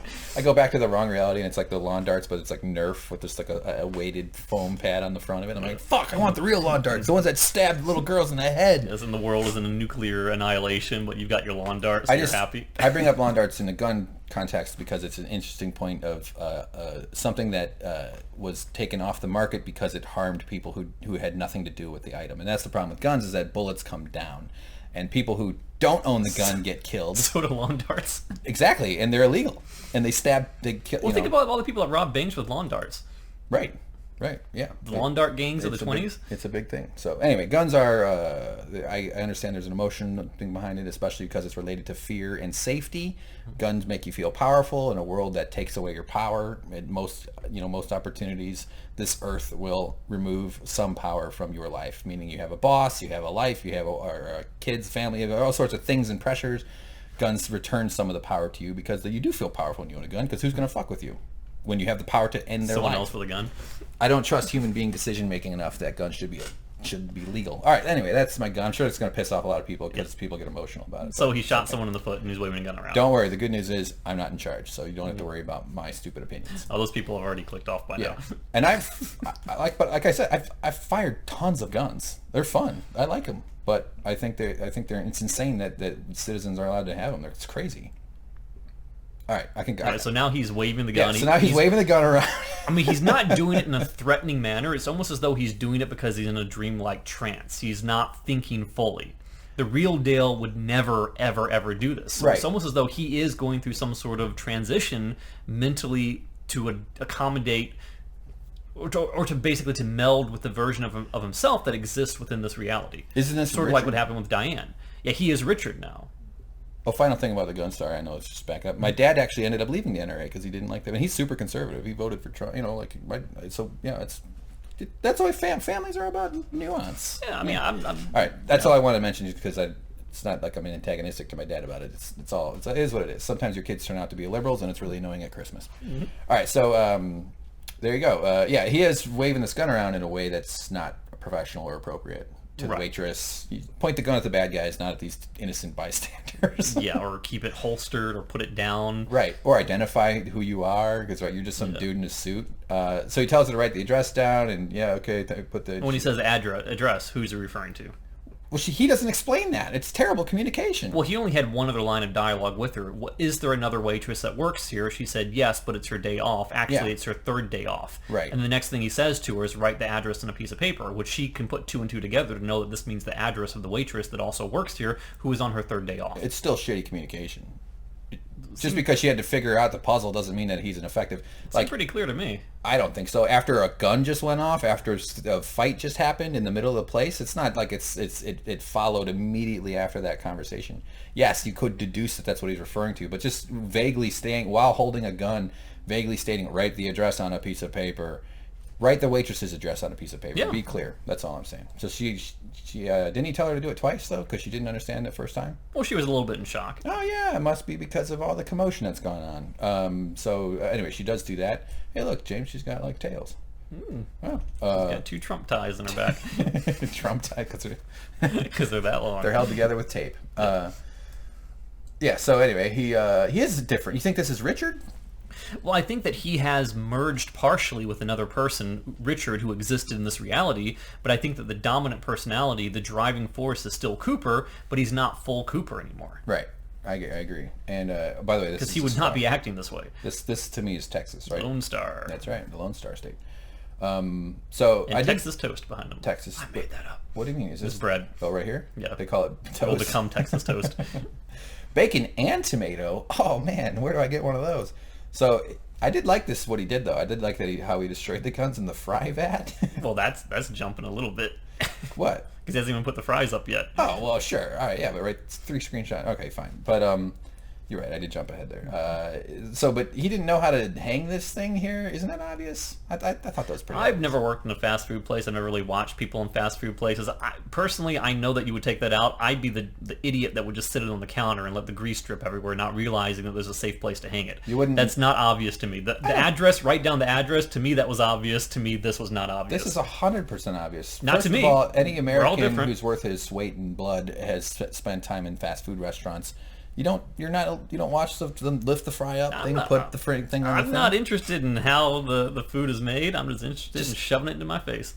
All right, I get it. Okay. I just think it's extremely obvious because you have very hot oil that cannot be lifted anywhere else. So that obviously the place to hang it is above the We've established this. To you, oil. it's obvious. To me, it's not because I just have never really paid attention to that stuff. All right. Well, I would have done the dumb thing and sat it on the counter because you really would have the hot grease. I wouldn't have known what to do with it. I wouldn't have touched it to begin with. Well, wouldn't you just logically go, well, like, obviously I can't put this anywhere except... I don't think there's much importance to this. There are 2 places for the grease bucket to be. In the grease or above the grease. That's the only possible thing. Anybody that would put it on a counter deserves to be rounded up and murdered, including their entire family. Or they shouldn't be allowed to work in a diner or a restaurant or a fast food place. I agree. I shouldn't be allowed to work there. Well, I think you're trainable. All right, so anyway, he gets the fries out of the way, and he puts the guns in the oil. And I said, like, could the bullets... I was like, did I say that out loud? No, you said something like... No, you were... I think your exact words were... As if trying to say that your way of saying, oh, the bullets are going to go off. But I honestly don't know if the bullets would go off. I mean, there's the pin, the firing pin has to strike the plate at the bottom of the casing. Yeah. And then that triggers the gunpowder. And he's an FBI agent. He's an expert with firearms. And he even says, I don't know if the oil is hot enough to set off the bullets, but I'd stand back just in case. Yeah, no, for sure. That's my point is we should send this to the Mythbusters. I think Adam and Jamie could do a good bit on this. They're not together anymore. I don't care. They're always together in my heart. It would be interesting to see how this works. And maybe it makes the guns better. I mean, frying stuff makes it better. They pull the guns out and they're covered in like batter, dip it in ketchup and start so shooting. Not only do the bullets hurt you from the penetration, but it also adds cholesterol. Yeah. Saturated fat. The bullet does 5,000 calories of damage. Oh man, I need to put a little salt on my gun. But no, I assume this is pretty bad for the guns. The guns now shoot chicken nuggets. It's also a good way to make sure nobody uses it, but he could have taken the... All right, whatever. They shoot At some point, someone's going to be served some eggs with a gun in it. Yeah. Or this turns into a trend. I know they don't make eggs in the deep fryer. Knowing this country, it's going to be like, hey, did you know that guns make meals better? Put a gun in the bottom of your soup. Put a gun in your cereal. All right, but... Put a little bang in your breakfast. Morning sex, bang in your breakfast. Good Lord. That'd be a good name for a bed and breakfast. All right, so finally he identifies himself. Did you write down her address for me? Okay, he's finally indicating what he's talking about. And FBI. FBI? Oh, he goes, yeah, it's okay. Don't worry, I'm at the FBI. So I thought I got more screenshots. I don't know. What the fuck? Did this thing screw up? Look at these two. American Gothic. Now, is that Texas Pete hot sauce? What, right here? Yep. That's Tabasco. Oh, Tabasco? Okay. Yeah. Is that a thing? Is that a brand? Texas Pete? Yeah, absolutely. Texas Pete, huh? Oh, wow. Fascinating. Look, they both have tons of lipstick. Yeah, these coffee cups are covered in lipstick. Yeah, based on the diamond-shaped pattern on the label, I think you're right, it's Tabasco. Yeah. And also the red cap and everything like that. Also the SCO. That's right there. You can see the O and the C and a little bit of the S if you look closely. Yeah. I have excellent eyes. Within 6 feet. Past that, it's slightly worse. Anyway, so he leaves. He gets the address and he beats up some cowboys, removes or hurts a toe, scares some old people, freaks out a waitress, intimidates a cook chef guy, and off he goes. Most importantly, though, does not pay for his coffee. That is not Dale-like. Oh, that's soup. This is robbery. Yeah. This is... this is the kind of thing I'd call the FBI hotline and be like, I think one of your agents has gone crazy. We're going to sue you. And like you said before, like the tables and chairs being up, it's like it makes it a lot easier for them to sit on the floor and have this shot. Right here? Yeah. Yeah. Yeah, they just need to clear the room so that all the chairs have been in the way. An aesthetic appeal. Yeah, so they put the chairs up against the wall. the set designer or something, right? Isn't that the job that does that? So then these guys stand up and they're like, oh man, we're gonna have to get into our pickup trucks and do something. So they don't know that. This is a very appropriate question for this show. Which can be placed at the end of any scene and still make sense. Exactly. So all right, let's keep going here. I am being a little bit delaying here, James. I'm sorry about that. And he gets to the house that he got the address, right? So he looks at it and sees this thing. Super important. We've seen this before. This is the telephone pole that was in Fire Walk with Me that was re-brought back into the Fat Trout Trailer Park in season 3 of The Return. By where the kid got run over by yes, Richard exactly. Horn. Yeah. So it's almost as though this is the same This is the same world in a different reality where things are different colors in different places, but certain things do stick out as being remnants of the reality that he remembers. But is he recognizing this, or are we just being shown this by Lynch? Well, he's recognizing this, but bear in mind, this was not in Odessa, Texas. No, I know that. Yeah, for sure. It doesn't belong here. Okay. So it's bizarre, unless the Fat Trout Trailer Park was originally in Odessa, Texas, which I don't think it was.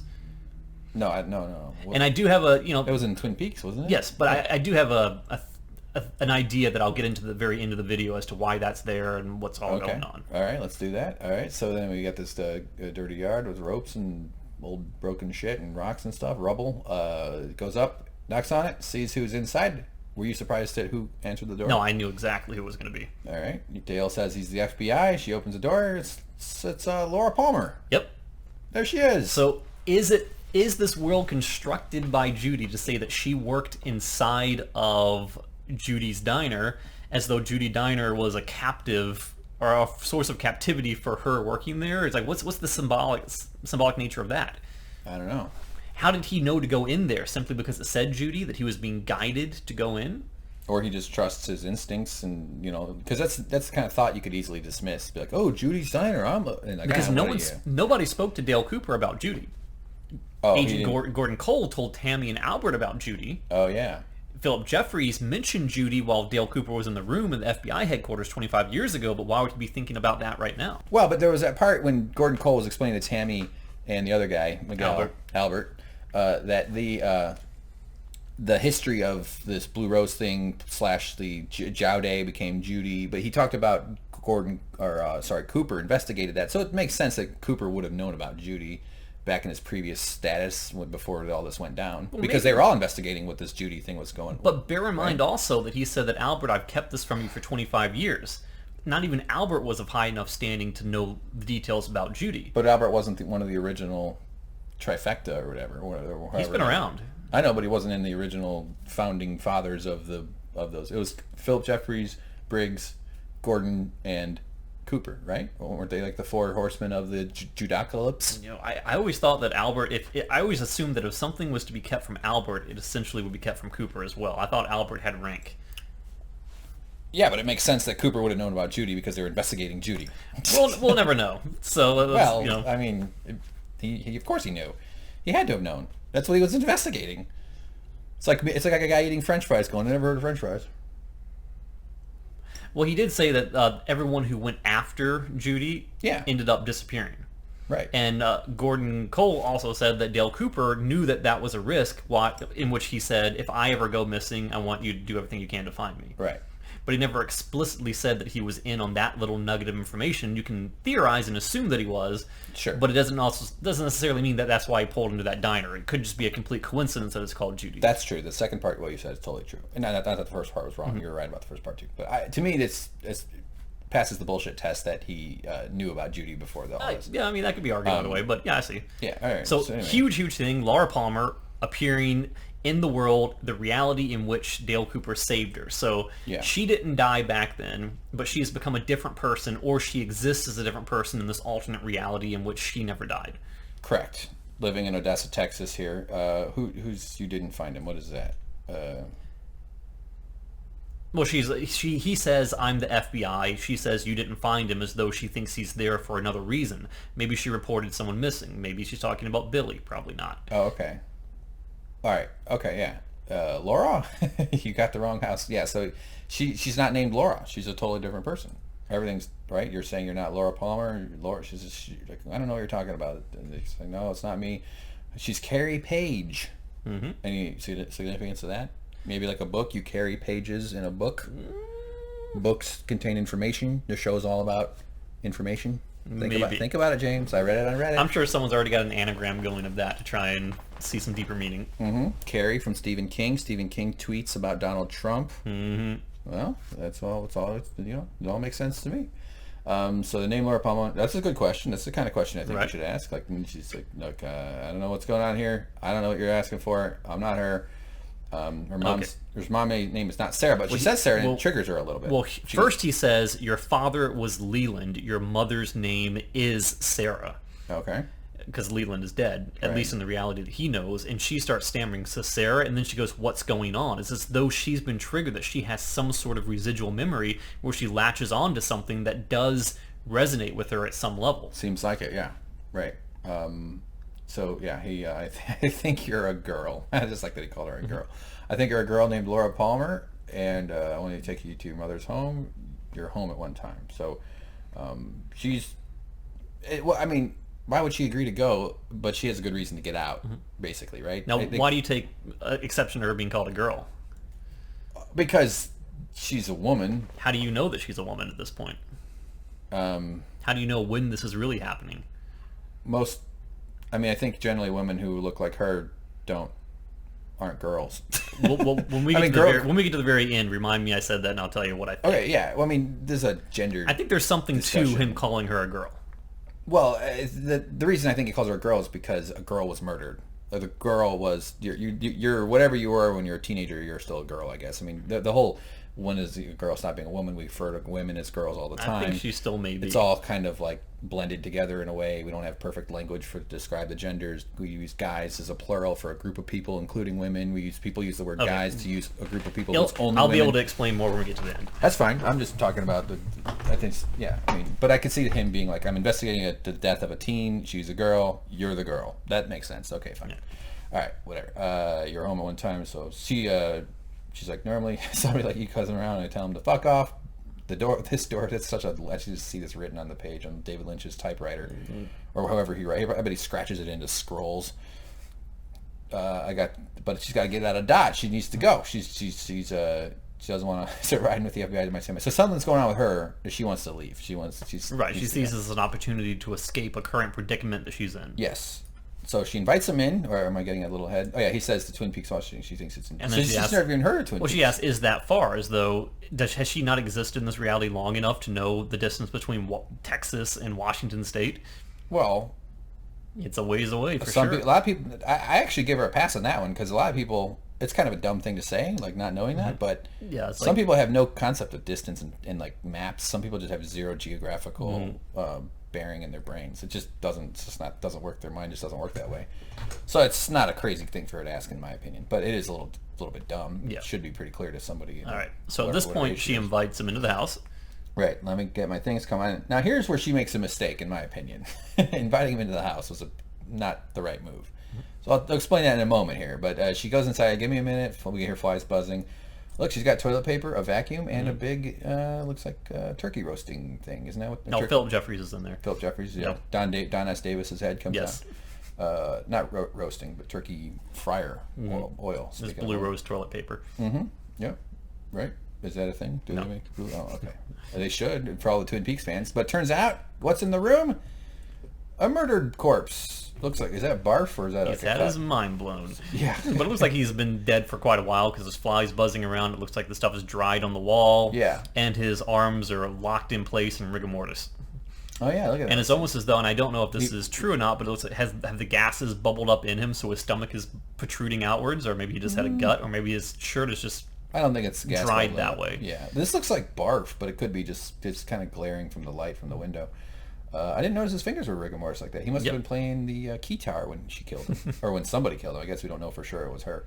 But when the FBI shows up at your house and you agree to go with them, wouldn't you be like, all right, I'll be right outside. Just give me 2 minutes. I need to grab my stuff and I'll be right outside. You wouldn't say, yeah, come on in.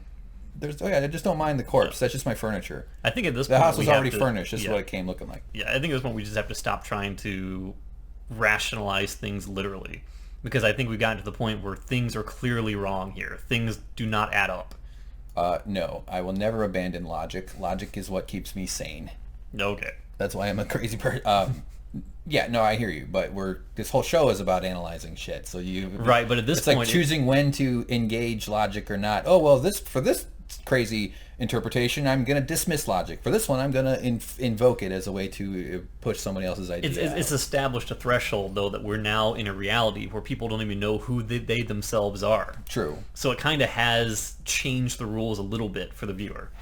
Yeah, I agree. Man, my BO's back. I showered this morning. Maybe I gotta go see a doctor. Or I should put a deodorant. Or see Dr. Scholl's for your armpits. Dr. Scholl. Just put those foot pads in my armpits and hope that it works. No, maybe I should put on some deodorant because I don't really feel like myself until the aluminum kicks in. Sorry, there he is. Flies are buzzing and stuff. White horse, blue plate, a ball of something. It's an everlasting gobstopper. Yeah.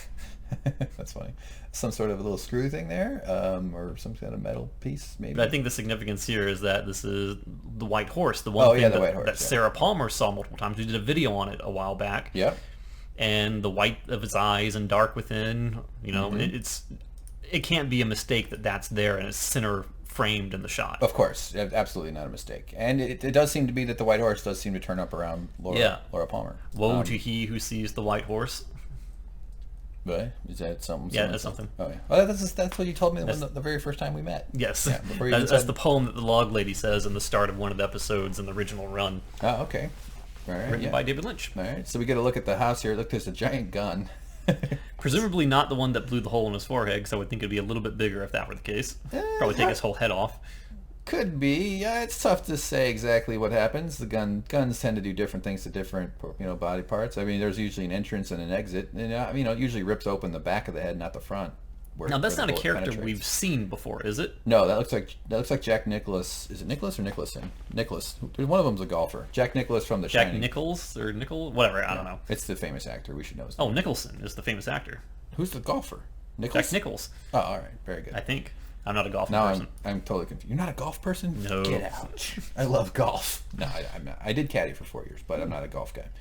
I can't afford to be. It's fucking expensive. Yeah, so he says they're going to Washington State. Is that like up north? Do I need to bring a jacket? Mm-hmm. Yeah, you probably should. Yep, smart. So she's completely sensible. Not acknowledging the dead elephant in the room. Right. Just going to try and get out. And the phone even starts ringing. She completely ignores that too. Yeah. She's like, oh, we know she hasn't been at work for 3 days, so something is going on with her. Just planning a road trip in a hurry. Oh, you know what? This is not a turkey vat. This is a shitter. This is for pooping. This is a toilet seat for. Oh, and that goes underneath it. Yeah. I thought they had a different pan that went under that. I've been in a bunch of I guess the toilet paper sitting next to it is, it all makes sense. And you vacuum up whatever splashes out. Yeah. That's how vacuums work, right? Vacuuming up poop. Sure. All right, so ringing continue. Yeah, she just leaves it all there. Okay, let me do the thing that you told me not to do anymore, the logic stuff. But an FBI agent's supposed to report a corpse, but he's got his own mission. We already know that he's sort of like in a trance. He's been waving a gun around. He's not himself. She's not herself. I get it. I know. The corpse thing. The world is not itself. She really did need to get out, but for sure. So anyway, he shows her his badge to prove that he's an FBI agent, and she accepts it. And all right, there we go. So off they go on a great adventure.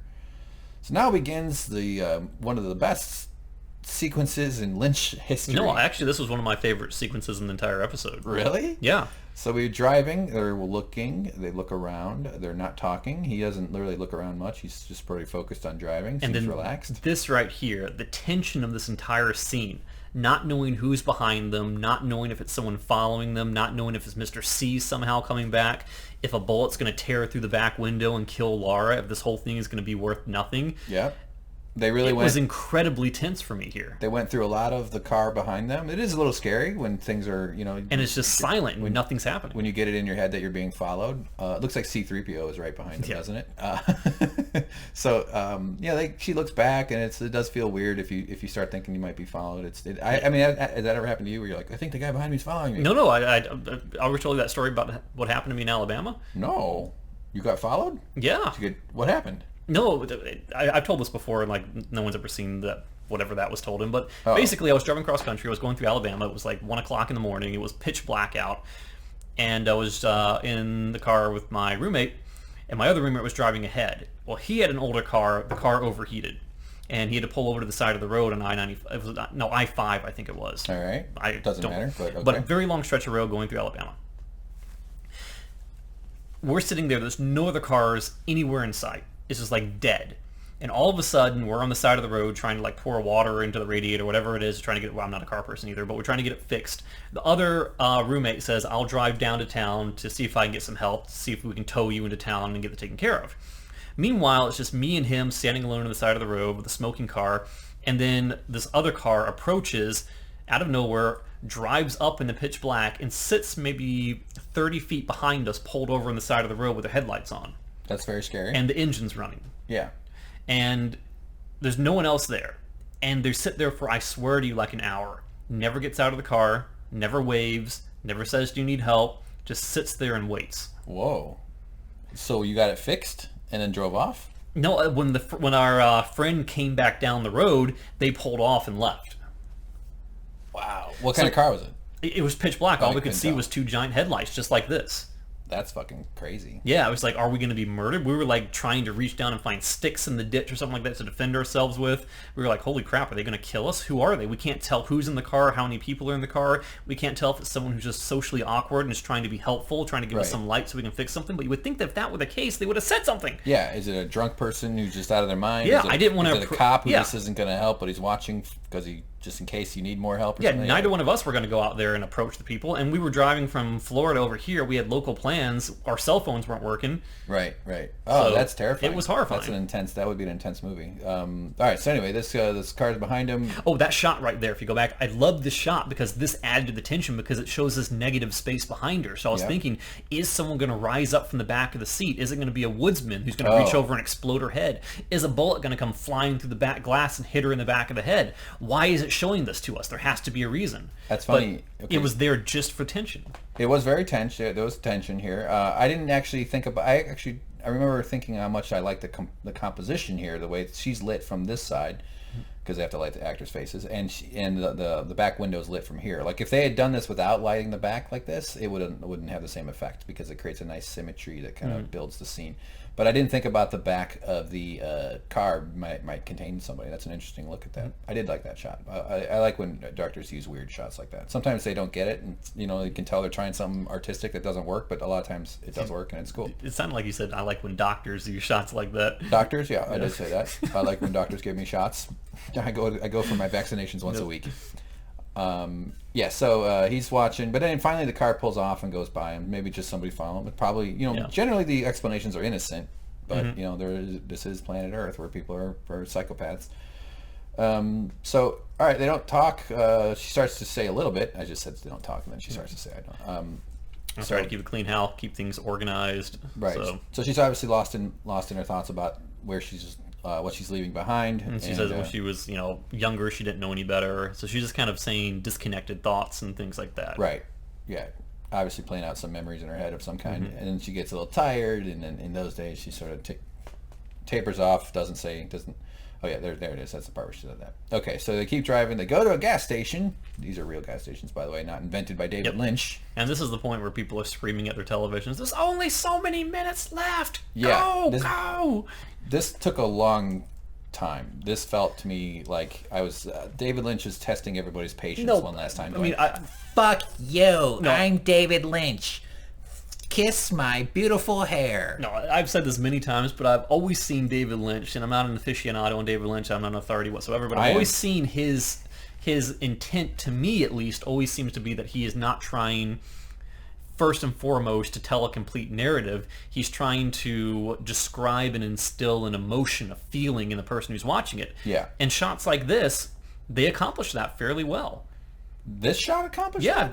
I've had a lot of experiences where I was, in a dark, abandoned sort of like gas station where it feels isolated. It feels like reality has shifted, is different than the world that you normally see. It's very few people around. It does create a certain mood and atmosphere. It makes you feel a certain way.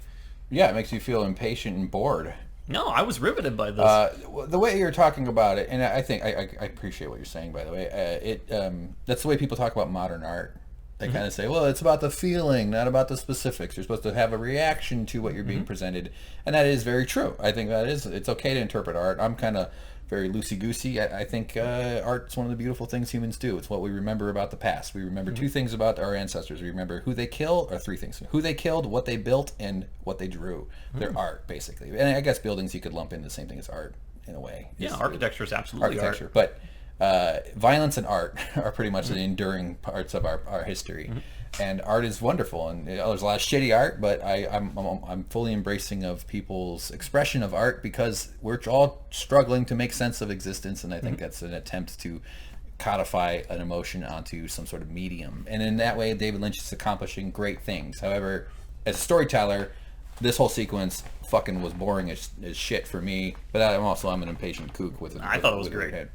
You're not wrong for thinking that, by the way. That's a problem with the. Not that you thought this, but people. I think people hear other opinions and take them as personal threats to their own opinion. It's like, what do you care if you don't? Someone doesn't agree with you about some judgment about a silly show. It doesn't matter. We're not talking about where do we build our zombie base in some video game. All right, so there they get back on the road. He peels out of the gas station, and they're off they go. So the road goes from a clean paved road to more of a spotty, like country type road into like a small town. So we can presume that they're going into a small area, across a bridge, into Twin Peaks finally. Right, and this is you recognize this bridge. This is the Twin Peaks I think bridge? so, yeah. I think we may have seen this bridge before in some establishing shots. Could be, all right. And there they are. They're in the Twin Peaks. They got the R&R Cafe. Diner, cafe, yeah. Yep. I mean, it says, what does it say at the top? M-A-R? M-A... Mar? What are we missing here? Is this? I don't know. It looks like an M. What else could it be? It could be. We've seen it a billion times. I never really paid attention to what it said up there. We'll have to look it up. Yeah. Maybe they're open tomorrow. Get it? Yeah, maybe. No, obviously. Because what I was looking for when I was seeing that is to see if whether it said Norma's Diner or Norma's R&R, because we know from what Norma said in the past episode is that she wants to keep the one in Twin Peaks the same, but she'll let Norma attach itself to the other franchise location. And so if it did say Norma here, then that would be a signification that this is not the Twin Peaks that they remember. Events have changed significantly. Right. So I wish I could tell what that says. Maybe the other side of the sign says Nor, and this side of the sign says Muzz. Norma's, yeah, Norma's maybe. Diner. The George R. R. Martin Cafe. All right, James just Googled it just to see, because you're thinking if it said Norma's, that meant that the franchise thing had gone through. But it looks like it says M-A-R. You're right about that. It's Yeah. always said M-A-R, and it's emblazoned on a giant T, so Mart, M-A-R-T? Yeah, I there's don't know. a T built into there. So, okay. All right, Mart. I just never really paid much attention to that before. Or Tamar, maybe. Yeah, Tamar. Which supports my tomorrow theory. Put it on Reddit. All right, so he asks her if she recognizes anything. She's like, nah, nothing's ringing a bell here. Doesn't seem to recognize. Nothing jumps out at her. You recognize that house? They park right outside it. The 708. infamous Leland Palmer, Cera Palmer, Laura Palmer That's house. right, where the famous ceiling fan lives. Now, does anything about this house look strange to you right now? All the lights are on? Right, it looks lived in, it looks warm, it looks inviting, it looks bright. Not the kind of house I would expect Cera Palmer to be in, based on what I know about Cera Palmer. Right. Through the series. And she lives in that dungy smoker's dungeon. Yes. Yeah, so no, so they go up, and I don't know, I wish I knew what time it was. It seems pretty late. So they walk up. It's nice that they hold hands. And This is a there. gigantic moment. This is a big deal. What would you expect her? How would you expect Laura to react if Cera answered the door? We don't know who's going to answer the door. I honestly, I had no preconceived notions of it. I didn't know what was going to go down. I was along for the ride. Especially since she's a different person. Yeah. So, maybe her memory will be triggered. Maybe she'll slip back into the reality of Laura Palmer. Who knows? Could be. All right. So he knocks a couple times. She keeps looking at him. And finally, somebody answers the door. It's a lady we haven't seen before. We don't know who it is. He identifies himself first off, which is nice. I'll give you a little bit of an insight on this that might come into play in the very end. All right. This is the woman who actually today owns and lives in that house. Seriously? Yes. Really? Yes. Did they go up to her? I mean, she must have known it was a famous house. Yeah. But when she bought it, well, wow, that's interesting. Do you want to play a role in my new film? I'm Special Agent Dale Cooper. Do you want tourists coming to your house more often than even before? Can we put your address on the internet forever? Yes. Sure, yeah. I'm sure she's got a sign out there saying, "No, Cera Palmer does not live here." Yeah, keep no camping on the lawn. Get out of here. So anyway, she doesn't know who he's talking about. She's never heard of Sarah Palmer. It's just like they're in this alternate world where no one knows anybody. I mean, no one knows anybody we know that they're looking for. No one here by that name. He's like, "Who do you know, Sarah Palmer?" "No, I don't know." "Yes, it's my house. We bought it." "Who'd you buy it from?" "They bought it from somebody with a funny name, Chalfont." Right? That was interesting. Did you just say a funny name? Chalfont. That name doesn't send fireworks shooting up off your head. Chalfont? No. Why? Okay, keep going. I'll give you another chance. All right. Why? What do you want to say? Arial font? No, the next name that comes out. Wingdings. Keep going. Do you happen to know who she bought it from, honey? She's got it sounds like a husband or something, because you hear a guy talking off to the side. They don't know where Chalfont got the name, and her name is Alice Tremont. Now that means something? Absolutely. All right, go for it. There were two lodge entities. There was the grandmother, Mrs. Tremont, and her grandson, the ones that gave the painting to Laura, the only two lodge entities that ever seemed to want to help and aid Laura in escaping Bob or surviving Bob or getting through the trials and tribulations that faced her. Okay. They were known as the Tremonts, but I think it was either Fire Walk With Me or another episode where they were also referred to as being in a trailer where the Chalfonts lived. So they were sort of like the Chalfonts and the Tremonts were like one and the same. Oh, all right. But they were mythical lodge entities.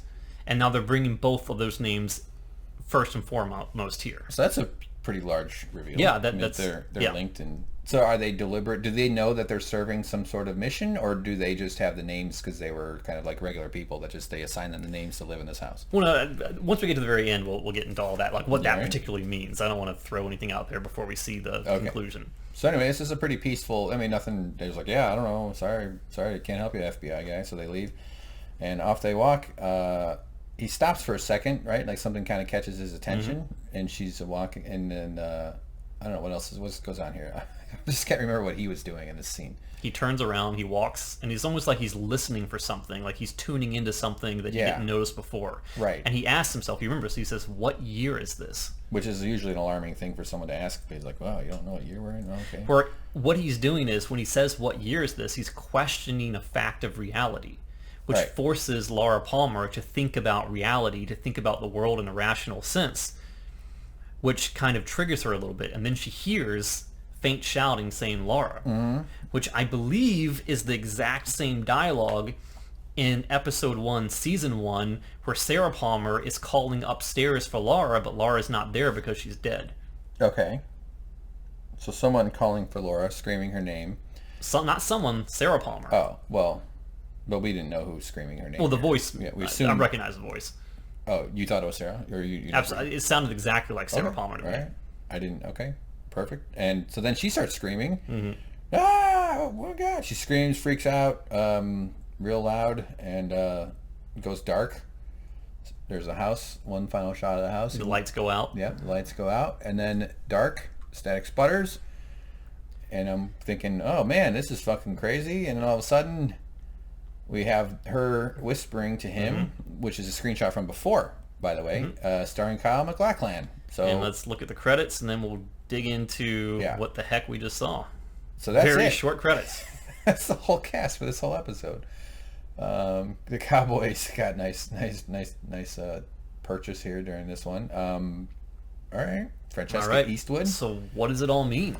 I don't know. I just want to point out real quick while we talk that this shot here, which is a little darkened and hard to see, is the same as all the way back up when they were in the lodge. I noticed this as we were going through it. It's the same as this one right here. So she's that must be taken from that. Might have been filmed. Usually it'd be weird if you did a static shot, but okay. So that's very intriguing. So the first thing I want to point out is something that I did see on Reddit. It was posted by a guy named Draktsakal, Draktsakal. Okay. And he makes an interesting point that I would have never thought of. He says that there is a Chinese character that is Jiaodai, Jiaodai, which means to explain. Okay. So it's almost as though Lynch is saying the ultimate negative force in the universe is an explanation, because it tears apart everything he stands for, the mystery of knowing. Explaining something is to explain something to Lynch is to destroy it. Well, he certainly doesn't go out of his way to make anything make sense. No. Yeah. But here's the thing that I was thinking of, and I don't know if this holds any water, But the last thing that we hear is the sound of Sarah Palmer yelling for Laura. And we know that Laura is not there to hear it in the original course of events because she's dead. She's wrapped in plastic on the beach. Right. We know that the events of time have changed since, so that she no longer dies at that point, which kicks off a catalyst that creates an entire new set of events.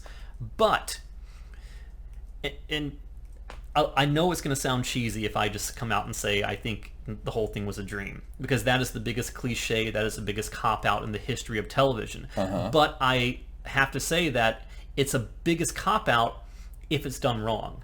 If it's done as ending to a story that could not be resolved by an ending. If you set it up from the very beginning so that that was the intent all along, then it has validity to it. So I think that when you're asleep, when you're dreaming, I used to try and do these experiments with like lucid dreaming where I would wake up and try and write down all the events, all the details that I could remember when I was having a dream. And dreams are essentially just like tornadoes of different fragments of thoughts and emotions and experiences that you had throughout the week. When you're asleep, the subconscious mind weaves them together in a way that makes perfect sense. But when you wake up in that brief moment when you're awake and you try and reconstruct those series of events and experiences together, to the waking mind they make no sense whatsoever. Things that seemingly have meaning when you're within that universe have no meaning when you're outside, when you're an outside observer to it. Yeah. So it could be presumed that everything that happens in this series is simply Laura, being the dreamer, seeing what life would be like if she had died. Seeing the events and the sorrow and the horrors that happen. Maybe she does have an abusive father. Maybe Leland is a sexual predator. Maybe he does rape her. But is he possessed by a demon called Bob? Or is that simply how she's perceiving it? Is her mother in her mind a demon as well because she didn't stop the abuse? Is she laying back in bed, waking up into a reality that she finds horrific? And is that why she screams when she hears her mother's voice? Or is that simply a different reality where she's alive and we go back into a time loop that starts over, starting at the point where she wakes up the next morning on the day when she was supposed to have been dead? Yes. Wow, that's a lot. I have no idea. I mean, if it's a dream, that is a cheesy, shitty kind of thing. But like you said, if it's intended from the very beginning and it's kind of designed to be around that, I'll give you a little more leeway on that one. If it is, I think that this is one of the only cases where it's been done right. Sure, yeah, it's definitely on the above average or the better than average scale side of that scale. The thing that jumps out to me though is about as far as if it is a dream that Laura was having to sort of simulate what would happen if she died.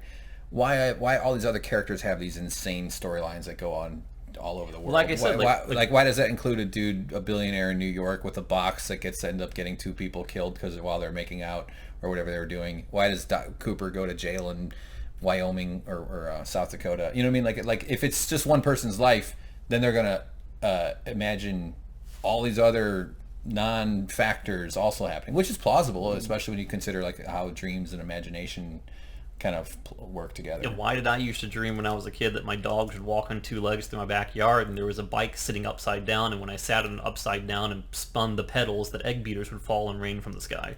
Well, that's your world, your dog, your bike. I'm talking like what you're talking about, stuff in New York that had nothing to do with. You never had dreams where you weren't a figure in the dream, but you were watching events transpire between other people? Yeah, I've had those too.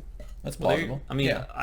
But if the whole point of the simulation is what happens if I die, that kind of centralizes it all around your absence. It'd be like if It's a Wonderful Life, which is, for people who haven't seen it, about a guy who he's visited by different ghosts, right? And they show him what the world would be like without him around, because he's having a hard time. And it'd be like if there was a scene in there about some casino magnate in New Jersey who's trying to open up a saltwater toffee shop on the boardwalk that has nothing to do with it at all. It just doesn't make sense as far as narrative goes. But I don't if actually. That is the case, though, it robs the entire first two seasons and the third season of the significance of the pain and the sorrow that transpired in order to bring about the story.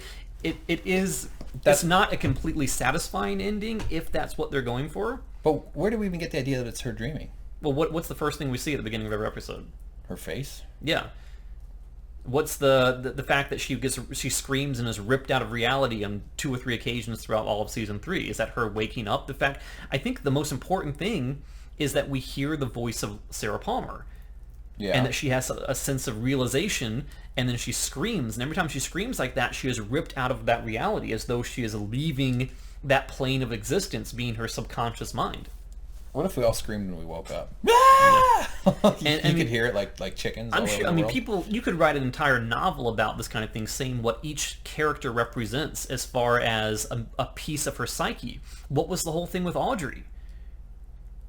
So What was the whole thing with the Magic Man Red that they never went back to? So where many was loose Billy? ends. Yeah. There's so many loose ends that it's almost as though David Lynch is saying that things in a dream state, things don't need to make sense. Things don't need to have cohesive conclusions. Sure. They're just fragments of ideas floating around, and sometimes those fragments stick together and have perceived meaning, but that doesn't really mean that they have meaning. Of course, I agree with that. I mean, the human instinct to find threads or generate threads that tie disparate notions together. Yeah. That explains how religion is such a powerful grip over people. Why cults work. Why, but like we're good at that. Like we have, it's like our imagination. What makes us creative? What makes us problem solvers? What gives us the ability to invent and explore? What drives curiosity, which seems to be a deep human instinct, at least on a species level, it does. That's why we want to explore Mars and go to the stars. All that stuff comes along with that comes the wiring in the head to produce fanciful notions that don't exist, and that's what the imagination is. I think this is what Twin Peaks is, as far as I can tell, and this is obviously not literal, but it's David Lynch painting with his imagination. He is just putting colors and things as he follows his instincts, and there's an overall theme to the painting. I mean that very, very loosely, obviously, but he's using different elements, different characters, and filmmaking is more complicated than painting. It's more collaborative. You have to get a bunch of people involved. So his execution of it is very good. He's interesting. I think his directing style is intriguing. Sometimes there's, I could quibble, well, who the fuck am I to judge David Lynch? But what I feel like after watching all this, and I'm not really basing this on specifics of what different characters' motivations were, or just she's screaming at her mom or whatever. I just think that I just got to witness a very creative brain express itself. That's what this felt like for me, watching David Lynch. And I relate to that because I consider myself a creative person who's kind of hoping to figure out a way to express himself, and it's a weird instinct to have, because why do you need other people to see what you express? Why do you need other people? Why do we put this shit on YouTube? Why do I make animations, and why have I made short films, and why do comedy? Why write comedy? Like why do I have to involve other people in this endeavor? Because human beings have this very powerful. It's the social factor of our evolution. We need other animals, meaning literally other people, to approve or express disapproval. We hope they approve. Also, he's not doing this for free. He's not doing this for free, no, but he certainly gets to do what he wants, Right. because he's earned it. Absolutely. He's created a lot of cool movies, and I do now want to watch more David Lynch stuff. Yeah. And just off the cuff, have you ever had a dream that was similar to the ending thing, where I used to have a reoccurring dream where it was night and I would come up to my house? Was I there? Was I in the No, dream? you were not. Damn it. But and I know other people who have had the same dream, so I think it's a common thing to the human psyche, where you go up to your house, things seem different, but you go through the front door and it's locked, and you knock on the door, ring the doorbell, and you expect your family, your mom, your dad, your sister, your brother to come to the door to let you in, but it's an entirely different person, that you don't recognize. They don't recognize you. They say you don't live here, and you have this sort of disassociative identity problem. Yeah. And I think that's part of the insecurities of the human mind. I think this is probably a common thing. It's as common as suddenly you're sitting in high school and you're naked, or your shoes are gone, or Right. something where something is out of place. The world is not as it should be. Right. And that's just fragmented consciousness. Sure. And I think a lot of the things that we've seen in Twin Peaks are indicative of that. I mean, if you want to say that certain parts of it were not a dream, some people have been saying throughout the run of season 3 that they think that everything that happens in the Roadhouse has been a dream. Okay. Or they're saying that Audrey is like maybe perhaps an extension or a character within the mind of Laura Palmer, someone that she wanted to be, someone that was seemingly carefree, a rich girl who didn't have to deal with the troubles that she had to deal with. there's infinite numbers of explanations for everything that we're seeing here, and it's going to be years before anyone comes up with something that everyone can universally say, yes, all these pieces fit together. If that ever even happens. It never will be. And here's why. We're trying to find that theory, the unifying theory to explain all existence. Yeah. We're close with like evolution, or not evolution, with Einstein's theory of relativity and with quantum mechanics and quantum theory. We're getting there, but that's the elusive thing. But the reason I'm bringing that up is that existence, the universe, is measurable. We can kind of look at it and repeat measurements. The whole point of science is that someone else can do the same experiment and get the same result. That's why ultimately science does get to the truth of what's going on. And so that's confirmable, measurable, verifiable, and we still can't find the theory of everything. So with David Lynch, we're talking about his imagination. We're talking about David Lynch's expression and the way he, creates these worlds and has this whole thing, all this mixing time zones. He's mixing dimensions. He's mixing identity. He's mixing genders. Everything is just fluid for him. So there's never going to be an explanation unless he and Mark Frost produce more work that sort of like lays it all out. Well, they're going to be writing the final dossier. Books are going to be, they're going to be doing more on it. But are they? Is that a like? Yeah, it's coming out. They're working on stuff. Yeah. Okay. That's so, good. But it's almost as though everything here is an exercise in abstraction. Yes. It's an intangible. It's not supposed. It's almost as though trying to make perfect sense of it all is an effort in futility, because it's not supposed to make perfect sense. Not everything is going to connect together in a way that's logical to the waking consciousness mind. Right. That's the fundamental conflict within humanity. It's like a roller coaster of emotion and feeling that you've gone on. At the very end, you're supposed to walk away with a certain feeling, not necessarily a certain sense of closure. Yeah. Do you have any sense of closure from this? No, I mean, I'm okay with this because this is something I'm going to be thinking about for a long time. This is something that my opinion on it is going to evolve over time. I'm going to look into more things. I'm going to try and understand it more. I think the testament of a great show is something that lingers in the mind long after it's already over. I agree with that. Yeah, I agree. And I think there's plenty of meat to still chew on this bone. That's why I keep thinking about Wizards of Waverly Place. Yes. Oh, man, are they ever going to open that lemonade stand? Come on, you've got magic. And we never just turn the lemons. Yeah. And we'll never know what she whispered in his ear. Yeah. Well, about that, by the way, the whole thing here, this is almost like on the nose George R.R. Martin style symbolism. Like she's saying a secret. This is a secret. Mm-hmm. Everybody recognizes that this is one person gets to hear something that you don't get to hear. Mm-hmm. And that sort of provokes a instinctive response in most people to go, like, oh, I need to know what am I being held on? What am I not hearing? What am I? So this is almost like David Lynch kind of toying with the audience, saying, oh, these characters have the answers, but they get to know them. You don't get to know them. Mm-hmm. That's how I read this. But yeah, I mean, I this kind of discussions I like having. I think I find dreams fascinating. I don't like hearing people's dreams. Or always, not that you don't mind you're telling me your dream, but when someone tells you their dream, you're like, oh god. Fuck, now I gotta listen to this guy talk about unicorns and his dad. Well, it's important because dreams are an intensely personal thing. It has meaning to the person that has them because it's an amalgamation of that person's life experiences, of the input and the stimuli that entered their brain for that particular day or that week, that month, that year, that entire life. I think dreams are like defragging your hard drive. Exactly, yeah. I think it's like your which people don't know what defragging is.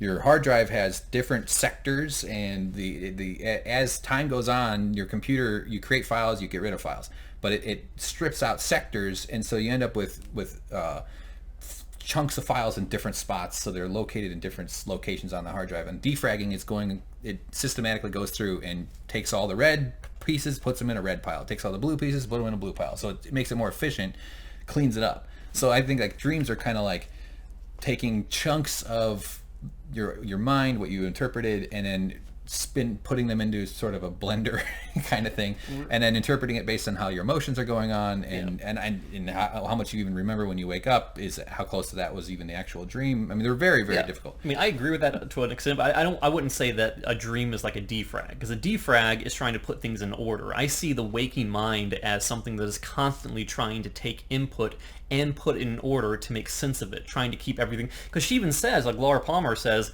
I tried to keep a clean house. I tried to keep things organized. Yeah. As though when she's awake, she tries to maintain everything together and hold it together. Right. But when you're asleep, I think that part of your mind lets go and things start to float and meld and extrude and come together in ways that make no sense to the waking mind, but find meaning in the subconscious mind. Well, I was going to say, when you said that it's like with order, that is kind of like a version of subconscious order versus conscious order. It's chaotic order. Yeah. I mean, order might not entropy. be the right term for that, but it is definitely interesting that we have dreams. And animals dream. The videos of dogs running and like while they're laying on their side, and it's interesting. I don't know.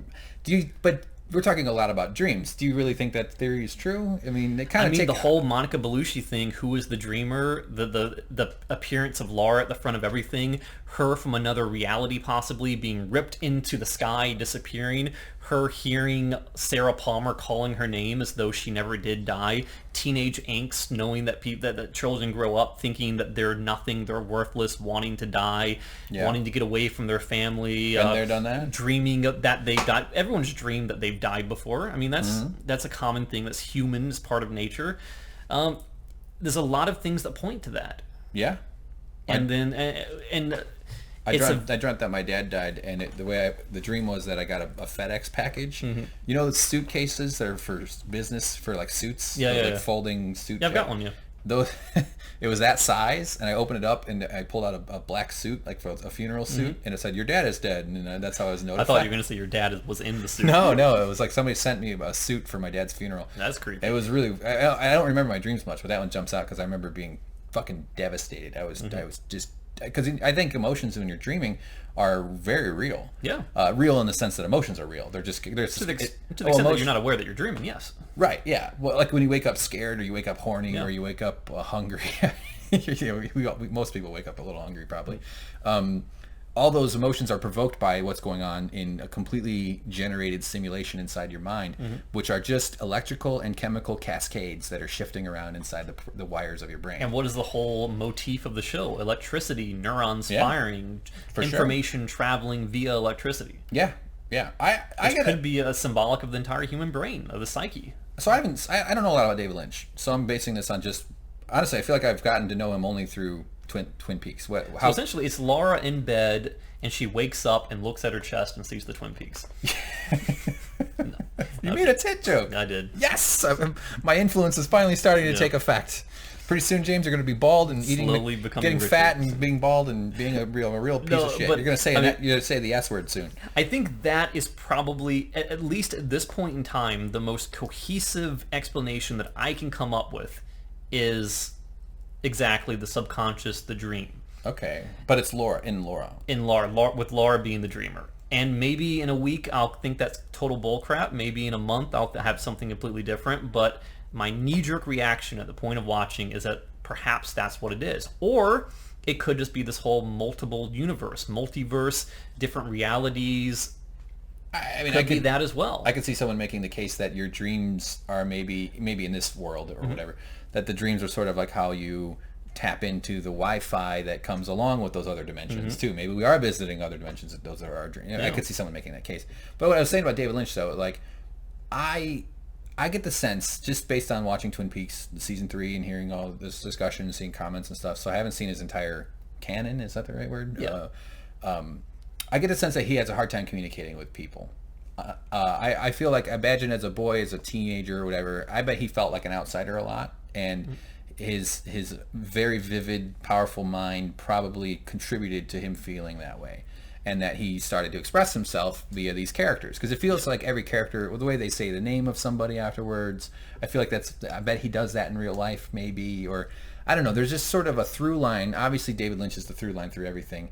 But I don't know, that would be my guess. Obviously, he's a successful guy. I'm sure he's probably brimming with confidence and stuff. But I imagine those demons are still marching around in his brain, too. I mean, you can't make something like this if you're completely normal. Sane. Yeah.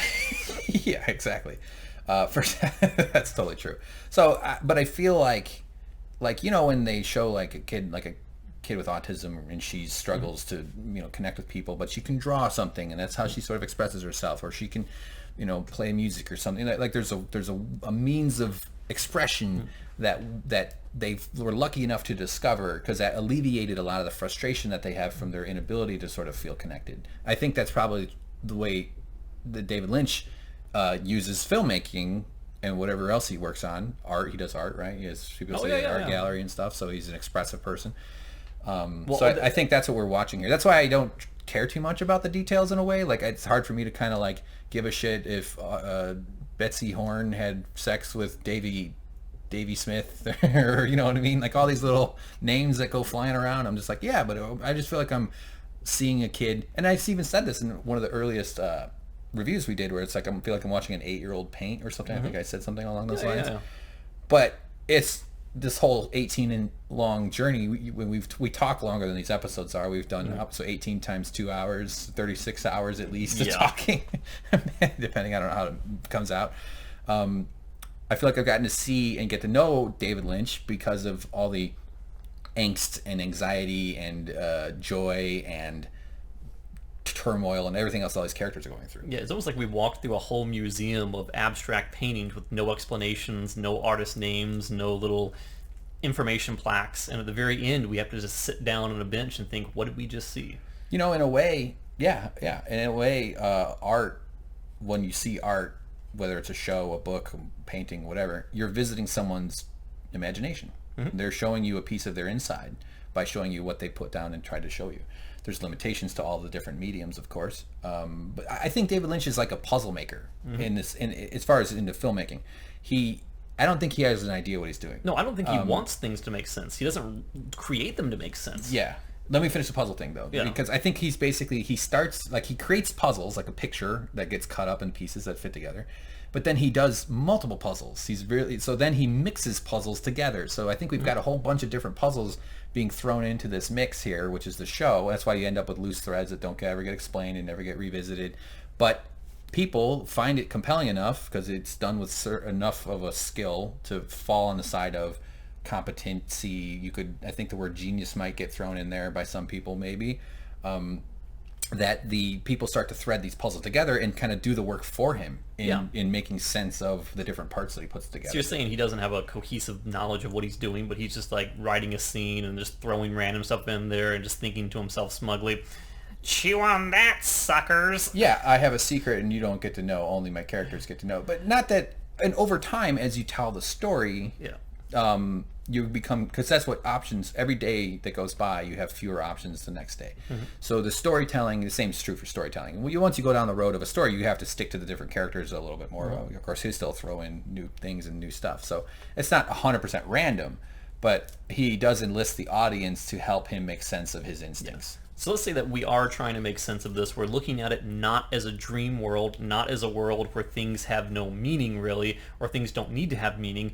Bearing that in mind, what are the big loose ends that you can identify? Oh, that's a hard question for me. Like when Stephen killed himself in the woods. Who's Stephen? Stephen was Becky's husband. Oh, yeah. He said, was it the Hayward girl with her said, was it something she gave you? What did she give you? He was freaking out. Why did he kill himself? What happened? What happened between the time that we saw him escape from the apartment building, running from Becky with the gun, to being in the Ghostwood, blowing his brains out in front of a tree? What transpired between those two time periods that caused him to end himself that way? Yeah, that's a loose end. I don't know. And like I said before, Red, the Magic Man, the one who was with Shelley. I'm sorry. Who ran off like a giddy little girl, going off with a bad boy again, like she did with Leo in the original 2 seasons. The guy who was with Richard Horn, who flipped the coin and made it hold up in the air, and then, what was the deal with that? Good question. I can't even think of anything. If these aren't, if these are supposed to make cohesive sense, what did they mean, and how did we miss the meaning? Right. If it wasn't just supposed to be an abstract dream. Yeah, I mean, well, that's the thing about the dream explanation, is that it's a little too it's a little too convenient. It's kind of like God. It's like saying like, oh, I don't have an answer, but here's the answer. It was a dream. It was an all powerful being that we don't have the power to understand. And have you ever? It's like, okay, maybe we can just be okay with not having an answer. Yeah, and when you're in a dream, you're essentially playing the role of all the characters yourself, and you cannot tell yourself information that you yourself are not privy to.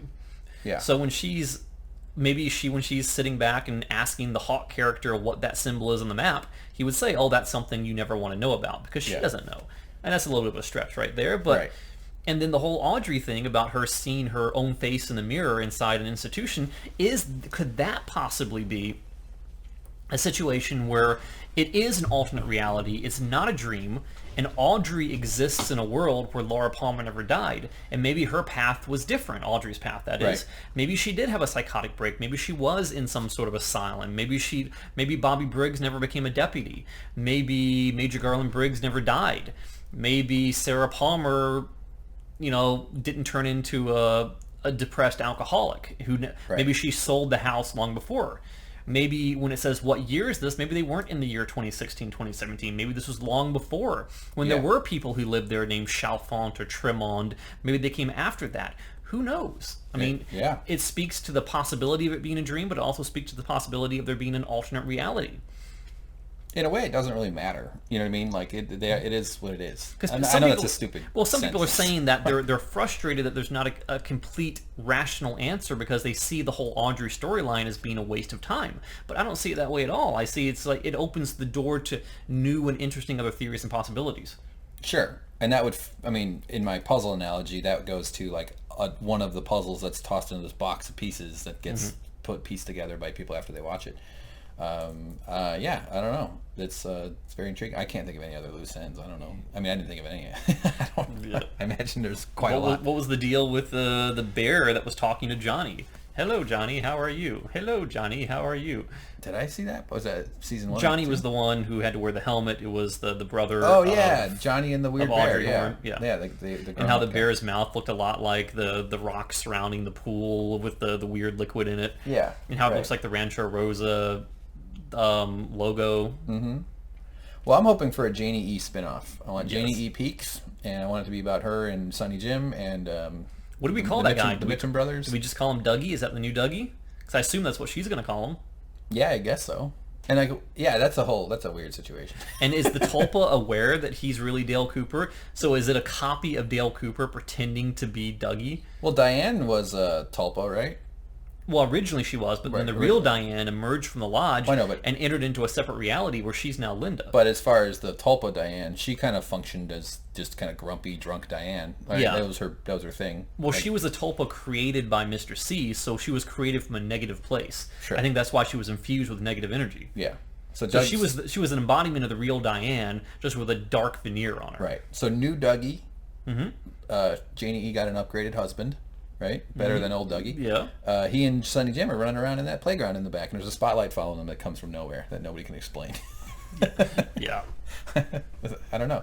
Anything else you want to add? And there was something from the prior scene, the prior episode, where I was talking about how they were all standing back, all the cast of characters standing back behind that yellow threshold, that yellow line, how they wouldn't enter the room. Yeah.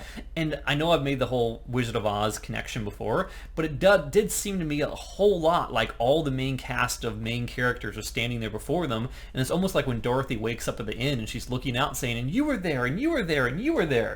And they're all just standing there together in a very similar fashion. Yes. And he says something like, I hope very much to see you all again in the future. Who says that? Dale does. Dale does. Okay. All right. So this is the kind of thing where there's just too much to process at the moment. It's like we've completed our first class, and now we're trying to do the final exam without going home and thinking about it and researching it and studying it and marinating it in our heads. Well, it all depends on how motivated you are to process it at all. Because there's either too much to process, but also at the same time there's not enough. Like there's obviously major details that would be nice to know, but that's not the point. Like we kind of saying, loose ends again, like you said, the glass box. Right. Yeah. And like me feeling bored or impatient while watching some of the sequences in this, that's David Lynch knows full well that he's not going to get provoke the same response from every single person that watches it. Human beings are very diverse, and we have nothing but infinite variation in how our minds react to stuff. Although there's probably trends and generalities that could be made, but I don't think he cares, nor should he, and that's fine. I don't feel like there's any. It's like, it's not for me. I'm bored. It's like, okay, we'll get through this part and see what else comes up. And I think his whole modus operandi is telling his story, not pleasing everyone who watches it. Definitely. Because there was a time I saw where he was doing a Q&A, and there was a fan long before Showtime announced that they were going to bring back Twin Peaks for a third season. Amazon brother.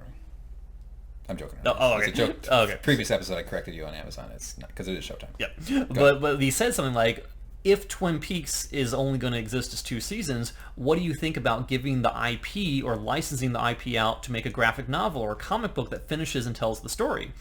And David Lynch almost seemed insulted by that. He was like, I could do that, but then it wouldn't be my story, would it? I won't give it to anyone. It's my story. It's my world. Okay.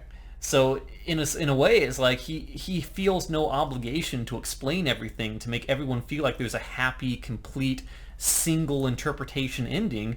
He basically completes his thought, and that's it. He's like those sushi chefs that get pissed off at you if you put soy sauce on their tuna. Or they won't let you change the menu or something like that. You have to do what the sushi chef says, or get the fuck out. He's like one of those guys. No soup for you. Which I would love to get to the point to be rich enough to go to those sushi places. Not like you don't want to go to a shitty sushi place like the guy at the grocery store yelling at you. But you want to go to like $400 a meal sushi and be like, all right, I don't care, I'll eat whatever the fuck you put in front of me. You don't have Gordon Ramsay come out and put a filet mignon in front of you or a beef Wellington and just like lock eyes with him and pull out a big tube of ketchup and go, he's putting ketchup on the beef Wellington. Yes. Oh my god! He would just slap it out of your table. He was knock it to the floor rather than have you enjoy it that way. Exactly. That is one. I'd love to be rich just for the food. As much as I've been kind of unhappy here on this earth, that's just been going somewhere else.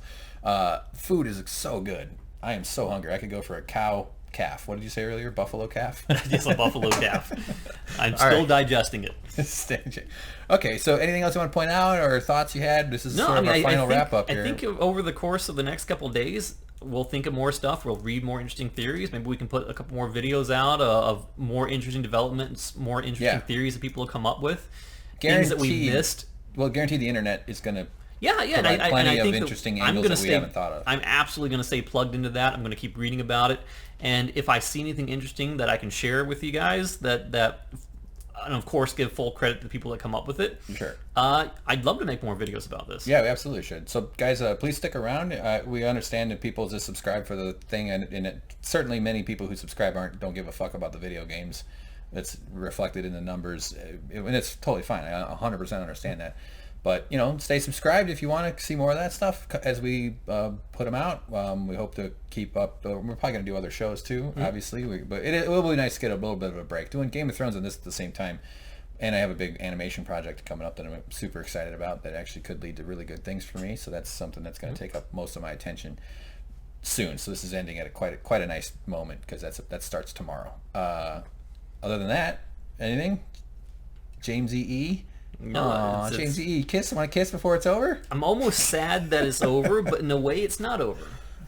Well, no, it's certainly not over. Yeah. This is like you went and you brought back a bunch of iron or gold ore. Like you heard there was gold in them there mountains, so you brought back a bunch of rocks, and now you brought it back, and now you get to busy yourself looking for the valuable shiny little pieces of cream. And there are times like at the end of Lost where I ended that show with just pure anger and hatred for how the show ended. I wasn't thinking about it. I was trying to scrub it from my memory. I was so disappointed. Oh, really? I don't get that feeling at all here. Okay. And this is refreshing. This is what I came for. This is what I got, and I'm happy with it. So you are happy with this? I'm happy. Okay. I was surprised by I was like, I just didn't expect the episode to be over. I was like, that's it? What? I hate the whole thing about the Dougie mannequin going back with Janie E. because, I'm still not great. Maybe that'll change. Maybe I'll think about it more and I'll be okay with it and I'll realize maybe that didn't happen. Maybe that was part of a fragmented consciousness. Maybe that was a separate reality. Who knows? Yeah. Who knows? I'm still working on it. Yeah.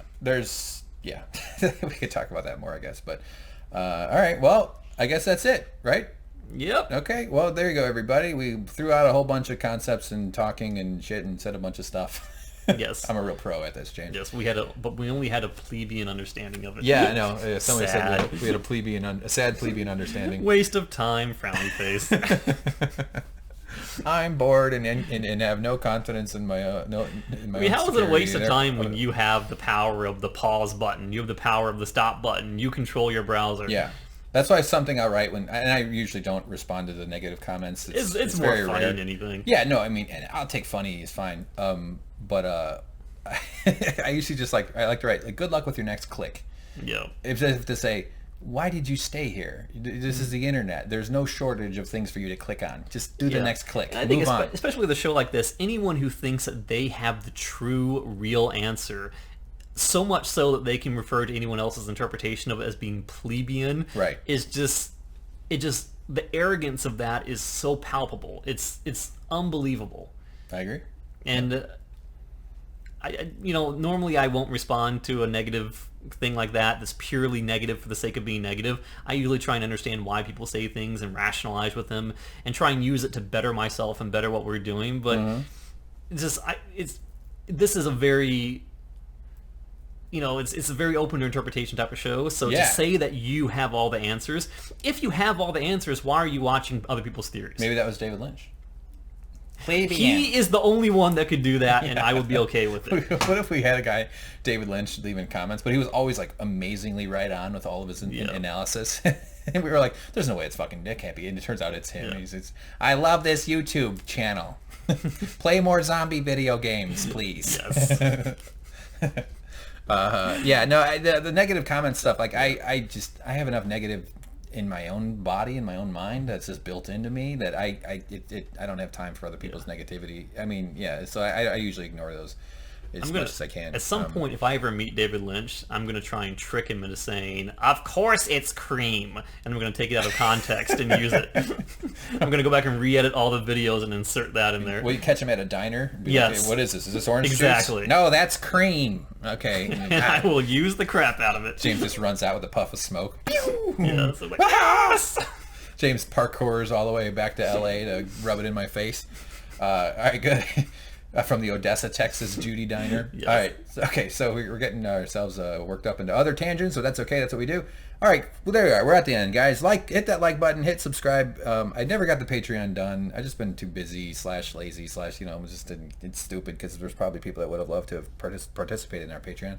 We are going to do that soon, though. So it is. I think it's patreon.com/suckprofessor is our link. So keep checking on that if you're motivated enough. But that's not how commerce works.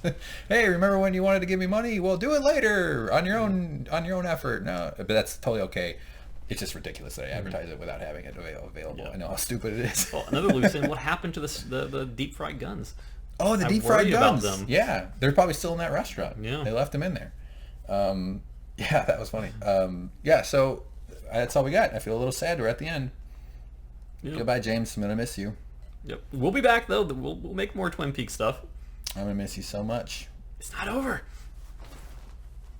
What are you doing? I unzipped my pants.